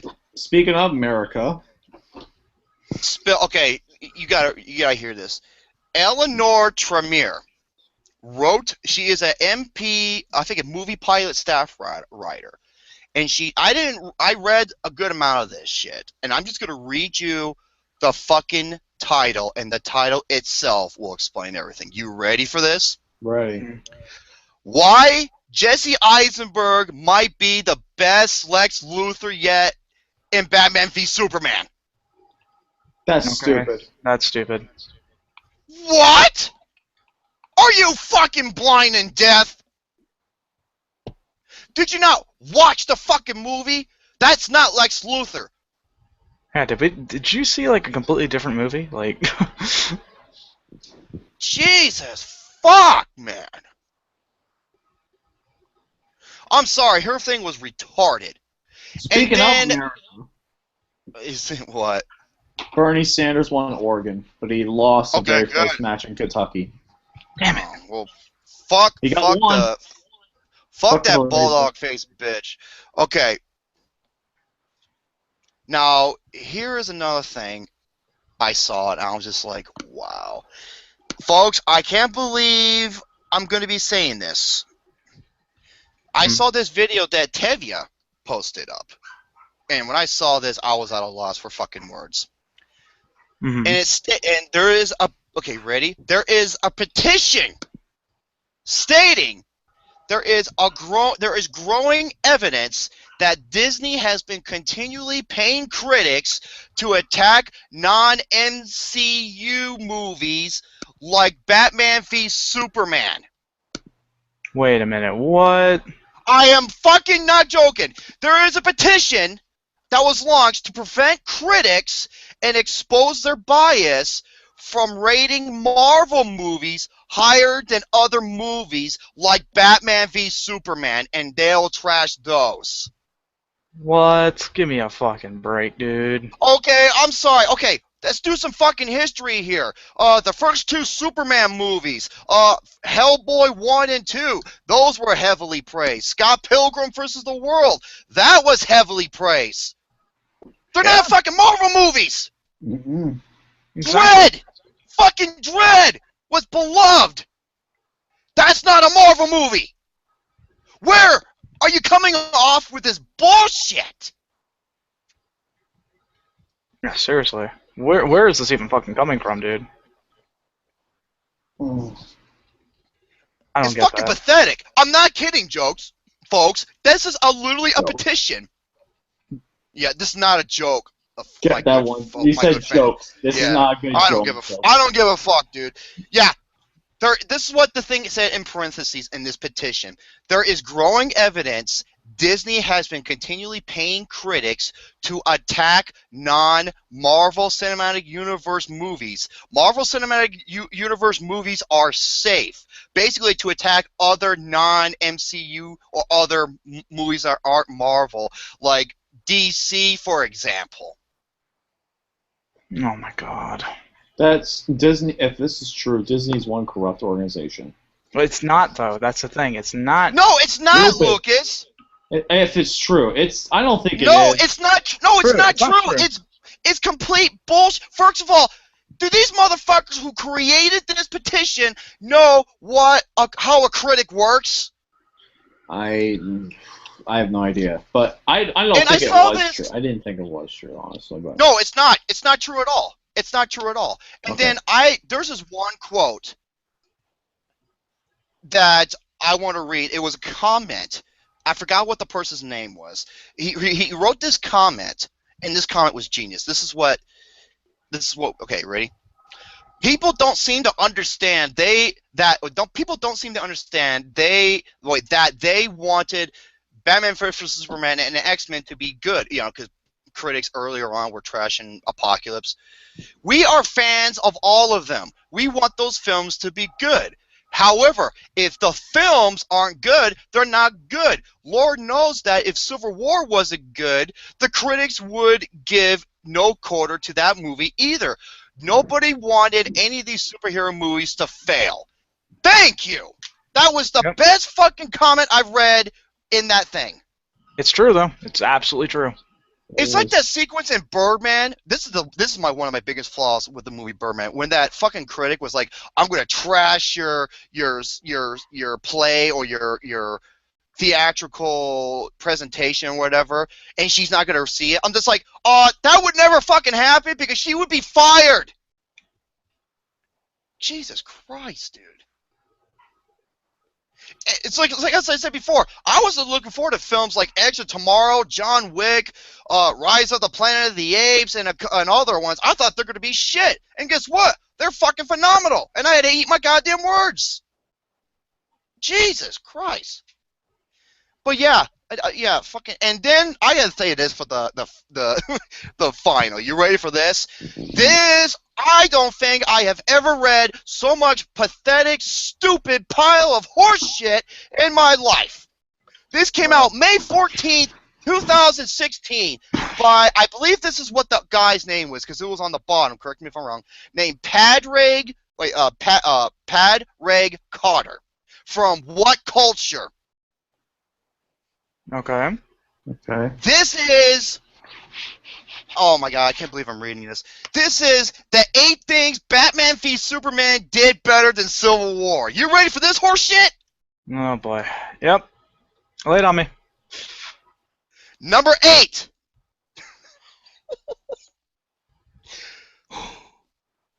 Number 8. Okay, it had a more exciting villain.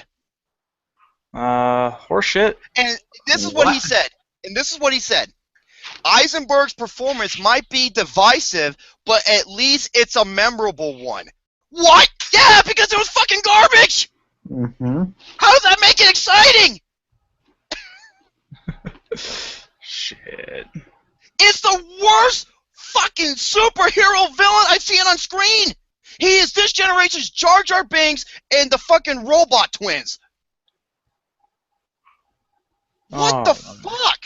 Okay, Yes. number 7. The visuals are stunning. And I'm gonna read this verbatim because I have this on my Microsoft Word. This holds true for Dawn of Justice, which features any number of stunning images from the opening sequence with Bruce Wayne racing around a crumpled metropolis. I will admit that was an amazing sequence. The nightmare sequence, even, and this they said in parentheses, even if it didn't make sense, or the title fight itself. I'm like, really? And this is what he said. Civil War, on the other hand, had a flatter visual style featuring sterile sets and color only really pops out during the fight scenes. This might be in line with the rest of the MCU, but more dynamic visuals will be welcome. What the fuck is he talking about? No idea. And then he said, Snyder could find a way to make two people having a conversation in a slow-moving elevator visually arresting, while That's bullshit.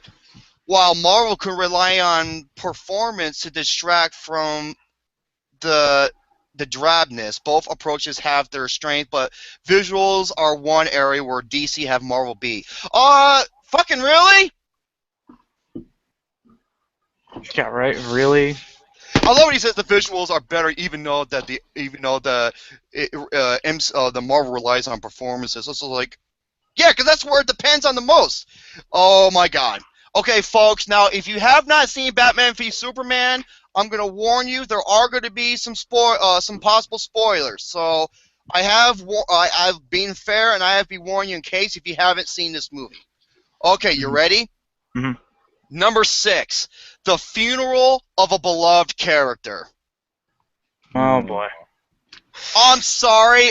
Okay, yeah, because in Civil War, I don't want to give that out, but there was someone who passed away. But in Batman v Superman, folks, Superman fucking dies by killing Doomsday, and they have this long, drawn-out fucking funeral sequence. When I'm sitting here thinking, this is complete bullshit. He is not dead. He is not dead. And at the end of the movie, and when it shows his casket and there's dirt on top of it, it shows the casket on, so you see the dirt little like rise up above the coffin for a split second, and the movie fucking ends. I'm just like, called it, fucking left. And this is what he says. Superman's death has the right touch of myth and sadness to it, though, with the worldwide outpouring of grief over his loss contrasted with Clark Kent's modest funeral, while his mother and Lois Lane tried to deal with it. Even though the entire fucking watching this shit predicted that he was not dead. It hits you right in the feels, and for a film hardly overflowing with emotion, at least Snyder was able to hit that beat perfectly, even though we knew he wasn't dead. Okay, can I make a small snide remark here, real quick? Oh my God. The guy says it hits you in the feels. They say, is that verbatim? It hits you right in the feels. Is that verbatim?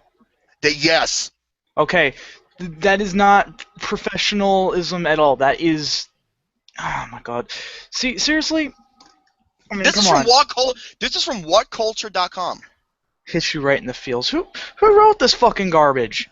I think it is. Oh, dude, it's a guy named Padraig Carter. Right. Okay. So, if he is a writer that is actually being paid for this and using terms like feels, come on now, give me a fucking break. You can do better than that. Sorry, just had to make that. Yeah, I know it. Okay, number 5. It has a more consistent tone. Consistent. What the fuck are they talking? What the fuck are they on about? Snyder likes his movies dark, both in tone and look. Dawn of Justice damn near comes off like a horror movie in certain scenes, like Bruce's nightmare of a giant bat attacking him, which that scene was fucking retarded, or the cop raiding the human traffic den. Everyone's depressed and glum in this world, and even the sunshine looks gray and miserable. Jesse Eisenberg's twitchy Lex Luthor is the only one having a good time. Fucking really? His character was he was a cartoon character that no one took seriously. That's not. It wasn't Lex Luthor. It's not Lex Luthor. It was pathetic. And while this might not be a lot of fun, it is the tone Snyder intended to be. Just because it was intended doesn't mean it's going to work. And this is what he said. Civil War tries to juggle a few different tones at once. Oh my god. Is this guy fucking retarded? Yeah, seriously. Okay. Seriously, man. Give me a fucking break here. And this is what he says on this one. Snyder commits to his misery for better or worse, while Civil War pays lip service to it. Oh my god. Folks, I am reading this verbatim. This guy... Yeah, constant tone my ass. Exactly. Okay, number 4. This, I was like, you gotta be fucking kidding me. Number 4 for his reasons, the motivations for the fight. Oh boy. What? Did he not watch both fucking movies? Yeah, seriously. Oh my god. There's no clear motivation of fucking Lex Luthor in the movie. We don't know why he wants to kill Superman. They never stated. There is no clear reason. And fucking Civil War, every fucking character had a purpose. They had a reason.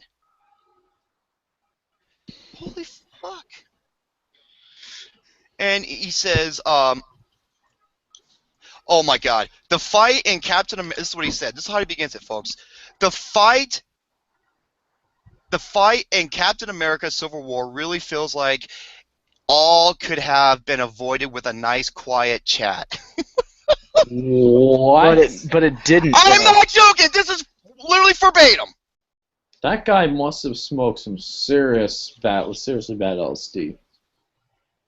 And then he says, the fight between Batman and Superman, however, feels inevitable from the start. When Bruce Wayne sees the destruction of Metropolis firsthand, his anger and paranoia gradually builds as the plot progresses. Yeah. And yeah, he's saying that Civil War wasn't a good build-up. Okay. And Superman clearly isn't a fan of the Bat's brutal methods either. Yeah, Batman v Superman, Batman fucking kills people, folks. Wait, oh, that's right, he does. Shit, that's He not he destroys the shit out of them. Like when he's in his fucking his Batmobile or his Batwing, he blows the fuck out of them. Yep, completely out of his character. Yes, the Batman does have brutal methods, but did he not see the fucking Nolan movies? He has one rule: he doesn't kill. He can fucking break your fucking bones, but he won't kill you. Well, yeah, that's just a general Batman rule in general, dude. Yes, and that's why Nolan perfected it. This motherfucker here, oh my god. Once it starts, you get a true sense of the hatred they have for each other, and believe Batman is more than willing to plunge that spear into Superman's chest, even though that fight was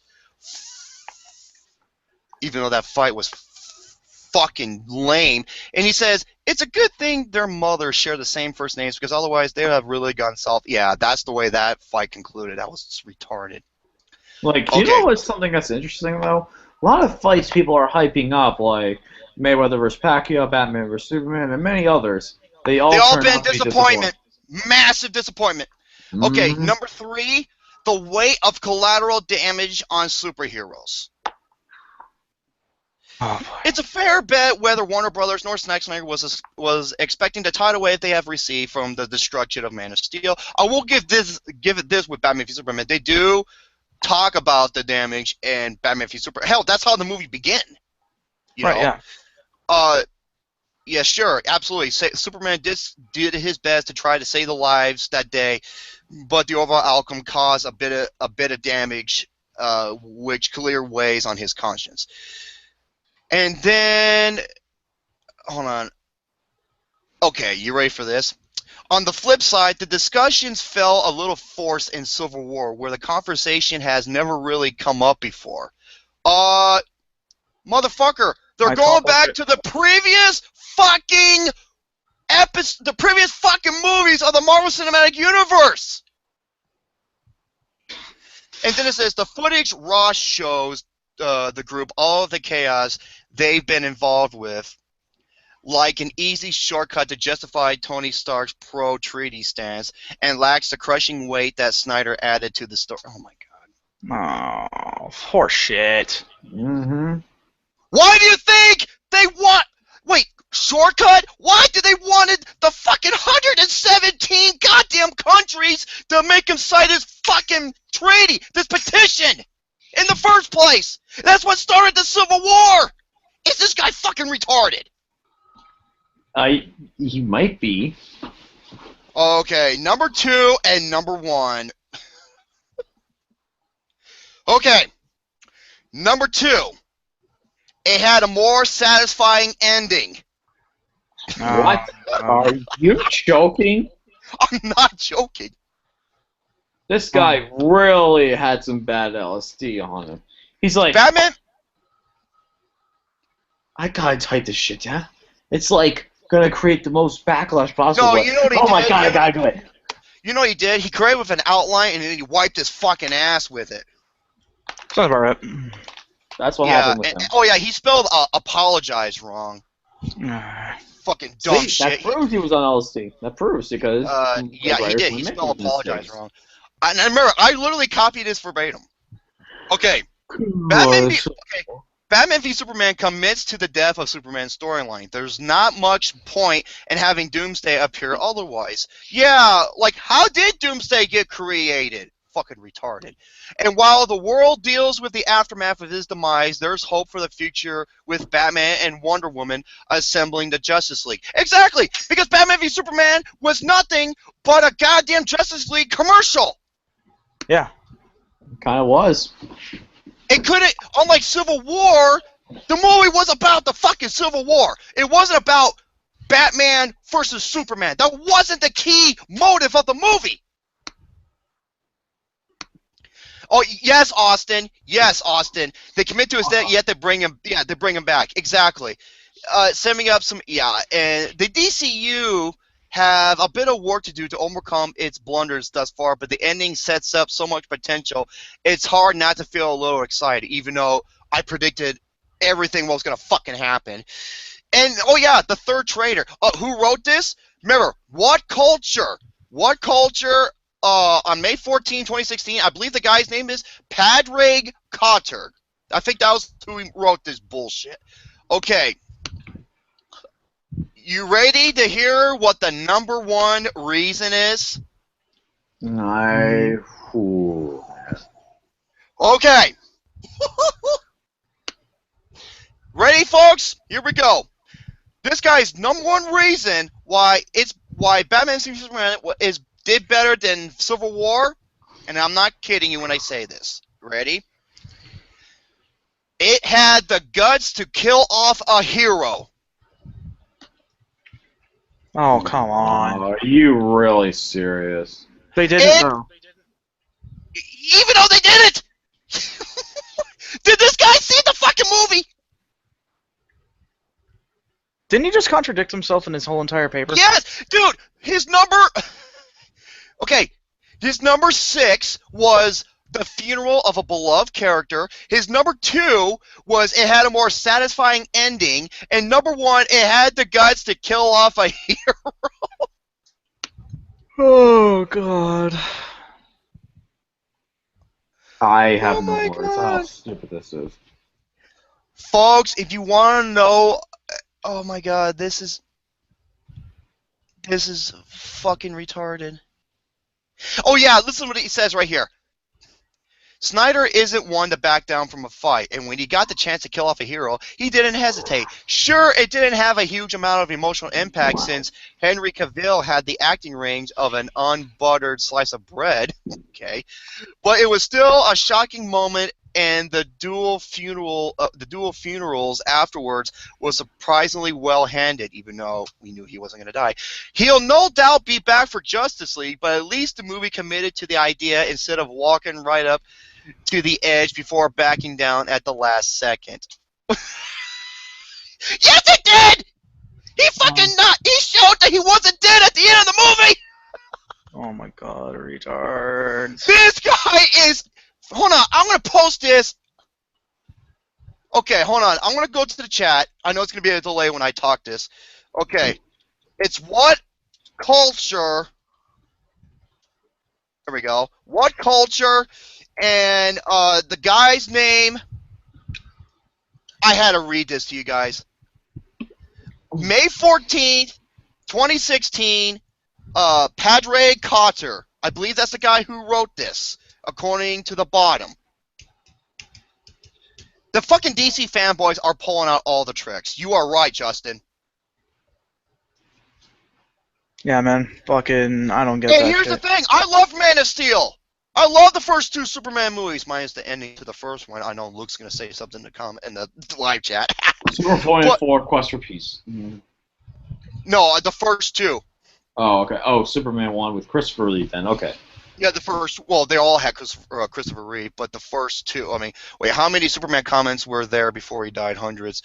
Well, yeah. I mean, the death of Superman. Obviously, Batman v Superman desperately tried to copy or influenced by The Dark Knight Returns and the death of Superman from Doomsday. Those two comics, but it fails on so many accounts. And folks, if you want, dude. You killed him in 2 movies? Yeah, actually, you kind of did. You almost kind of did, yeah. So, there you have it, man. Holy fucking hell. I don't believe I that. had to read this to you guys, because I couldn't believe... Oh, yeah, he spelled fucking nightmare sequence wrong, too. Stupid ass. Yep, he was on LSD. That proves it. He spells it K-N-I-G-H-T-M-A-R-E. Knights, ladies and gentlemen, knights. Oh, God. I don't understand this, dude. I don't understand this guy. So, go ahead, Shane. The floor is yours. I'm spent. Oh, boy. I guess And it's about time. the wrestling topic with Kevin Asshole, I'll do it another time. I'm spent. I'm fucking spent. Yeah, I'm feeling pretty spent myself, so I'll go ahead and do a small story time segment. Yay. I haven't done these in a while. Alright. Hope everyone's getting fucking comfy and cozy, because we're about to go ahead and talk about some serious shit that went down. Oh boy. And, story time with Uncle Shane O'Mac. It's time to take out the trash. Take out the trash. I want you to dress up as a wrestling like a wrestler dumpster like a garbage man for Halloween. I probably might do. I might actually do that. You know, it'd be a cool Halloween costume. I was thinking of that earlier. Shawn Michaels. I want to see Joe. I want to see Joe dress up as Shawn Michaels. Oh my god, that would be something. So, just a sexy boy. alright. So I like to call this little story the Legend of El Slapo. Now this one's a short story, alright? This one's a short but sweet one. So when I was working at one point, this was last year, there was, of course, we get these amigos who come in, and of course, as I stated beforehand, I call them amigos because they speak nothing but Spanish, as well as, they like to buy a lot of cerveza, which that's Spanish for beer, by the way, if anyone is none the wiser on that, and so on and so forth. And they usually hail from either Guatemala, mostly Guatemala, or sometimes even Mexico. So you got a bunch of amigos, and they like to drink. And here's the thing: this is what I like to call the vicious amigo cycle.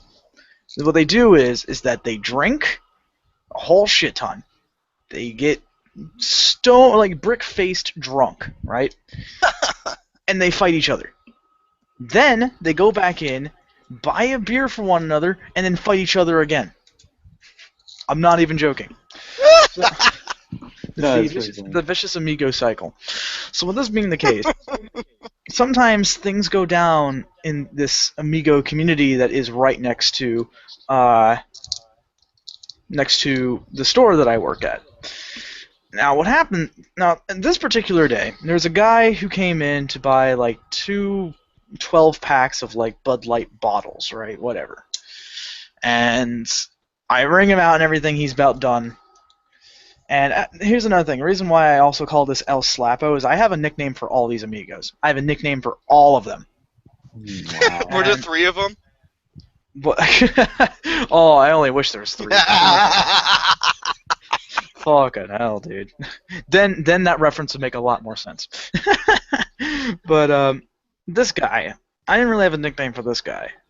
He looked a little shaky, and I'm just like, okay, he's probably done a bit of the angel dust, and he's ready to go ahead and start drinking. No, I'm serious. They really do like smoke cocaine. They snort cocaine, and then they just drink till they're like fucking ready to die. But their body still continues on. Dude, they're fucking crazy. So anyways, what happened is that I went ahead and rung up the guy, and he's walking out. Now, as I stated beforehand, before I digress a bit, is that sometimes there's a bit of trouble within these Amigo communities. Some things happen, usually disputes about money and such, and when things that are being owed. What was it? One of the few things, though, that happened is that as I'm watching this guy walk outside, all right, he's getting on his bike and such. Suddenly, as he's trying to go down the street, 3 other amigos jump in front of him, kinda, right? Not like a full-blown dramatic, like, jump in and such like that. They just sort of stepped right in front of him, like, casually. Now, of course, I couldn't hear anything that was going on. Even if I did, it was probably all in Spanish. I couldn't understand a fucking word. But things started to get a little interesting. And by that, I mean somebody was going to get smacked. Someone was going to throw a punch in there. However, little to my knowledge, it wasn't going to be a punch, but one massive fucking slap. Oh, a big slap. Oh my god, dude. This guy kept his pimp hand strong, and here's the thing, I've never seen this amigo since then, but I always will name him as El Slapo. Because this is what he did. El Big Slapo. Yeah, seriously. This is what happened, right? So the guys walk in front of the guy's bike, and of course there's this disagreement. So what this guy, El Slapo, does, he reels back his hand, like his arm, full fucking motion, right? And just let that fucker fly, dude. It was like a muscle boy bitch tits Roman Reigns Superman slap. Yes. It was. Yeah, it was one of those where it was like the motion that he put into the slap was impressive. Like I was actually like, damn, dude. And the thing is, that was it. That was the end of the conflict. That one measly slap. That was it. So I was like, whoa, was that the beginning and the end of the conflict already? Shit, dude.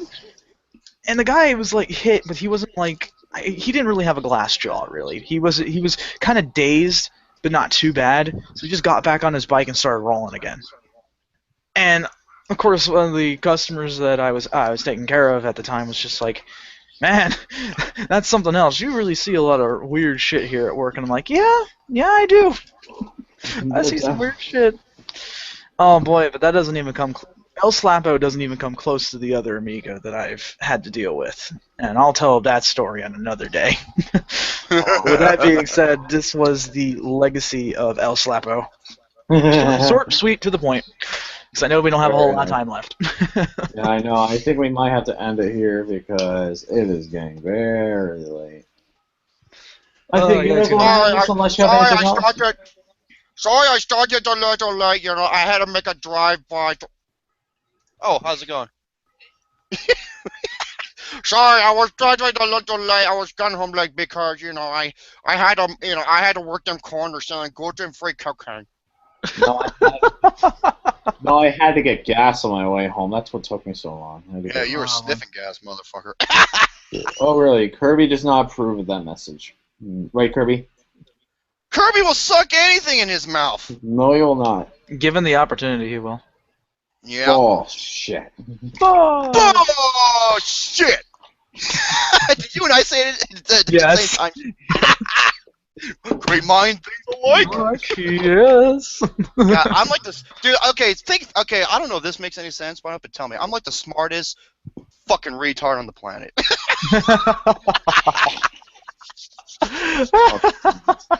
That's a quote of the year. Drove. Okay, I am the smartest retard on the smartest fucking retard on the face of the planet, Jerome Latimer. Watch. I'll see quotes, everything. Watch T-shirts and all that bullshit. All royalties go to me. Okay. Anyway, though, At any rate. I think this is it for the end of the Pain Game podcast. I know it wasn't it was a little late, unfortunately, but Things happen. things happen, unfortunately. I'd like to thank all you guys for joining us on the Pain Game podcast. This was a fun episode, definitely a fun episode, and definitely had a lot of fun out of it. And you got to learn some new things, so. Yeah, oh shit, I forgot to do my fact of the day. Damn it. Oh well. You can still do it now. There's a closing introduction, which I'll give it to you. No, it's okay. You guys give your closing statements. It's alright. I usually have these things pre-planned ahead of time. But anyways, continue. Wait, it's your turn to do what am I doing? Okay, well. Closing statement. Shit, alright. Well, anyways, I hope you guys had a great time like we did here. Of course, stay tuned in for the next week when we go ahead and do our latest shenanigans and what have you. There'll be more to come. Just remember though, I had something here. Shit. Anyways, I'm digressing. Be sure to stay tuned for the next week when there will be more topics, more full-time ramblings, and of course, conversation topics, and of course I felt that was a lesser triumphant return of Storytime with Uncle Shane O'Mac. I'll definitely tell that story about the Amigo sometime. Anyways, I'm digressing. Let us continue on. Have a great night, everyone, and hope you enjoyed this weekly show that we do. And of course, if you have any questions, please put them down in the comments below. Thank you!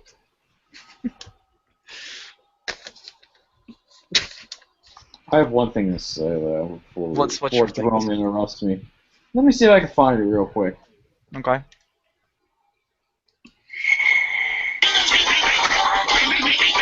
You son of a bitch. I'm sorry I had to. Thank you, Pepsi Man, for the inspiration. Now we're just waiting on Jerome. Kirby Yep. blocked the screen. Absolutely, thanks so much for allowing me to be a part of this episode on the Pain Game live show. And yes, he just let the chocolate squirts out of his booty hole from the shit scared out of. Coming up soon in a couple of days is the summer games. So if you haven't joined yet, if you want to join, speaking of summer games, yep, there's Kirby, or as Lucas is showing his big fat vagina on screen. So and hey, look, they're both wearing pink. So basically, join in, go to the NG2C network, add the network on Facebook if you want to join the summer games, 10 games, 10 days, where I'll be defending my championship. Until then, thank you all for watching. For LCMuscles and shit on my Pimp Daddy, this is Roy Boy J Money for saying, stay tuned. And once again, motherfuck walk culture for that bullshit. Yep. And fuck my pocket. Alright, guys. From Kirby, from all my amiibos here, we're all gonna say goodnight. See you later and stay awesome. Have a great night, everybody. We'll see you for episode 44.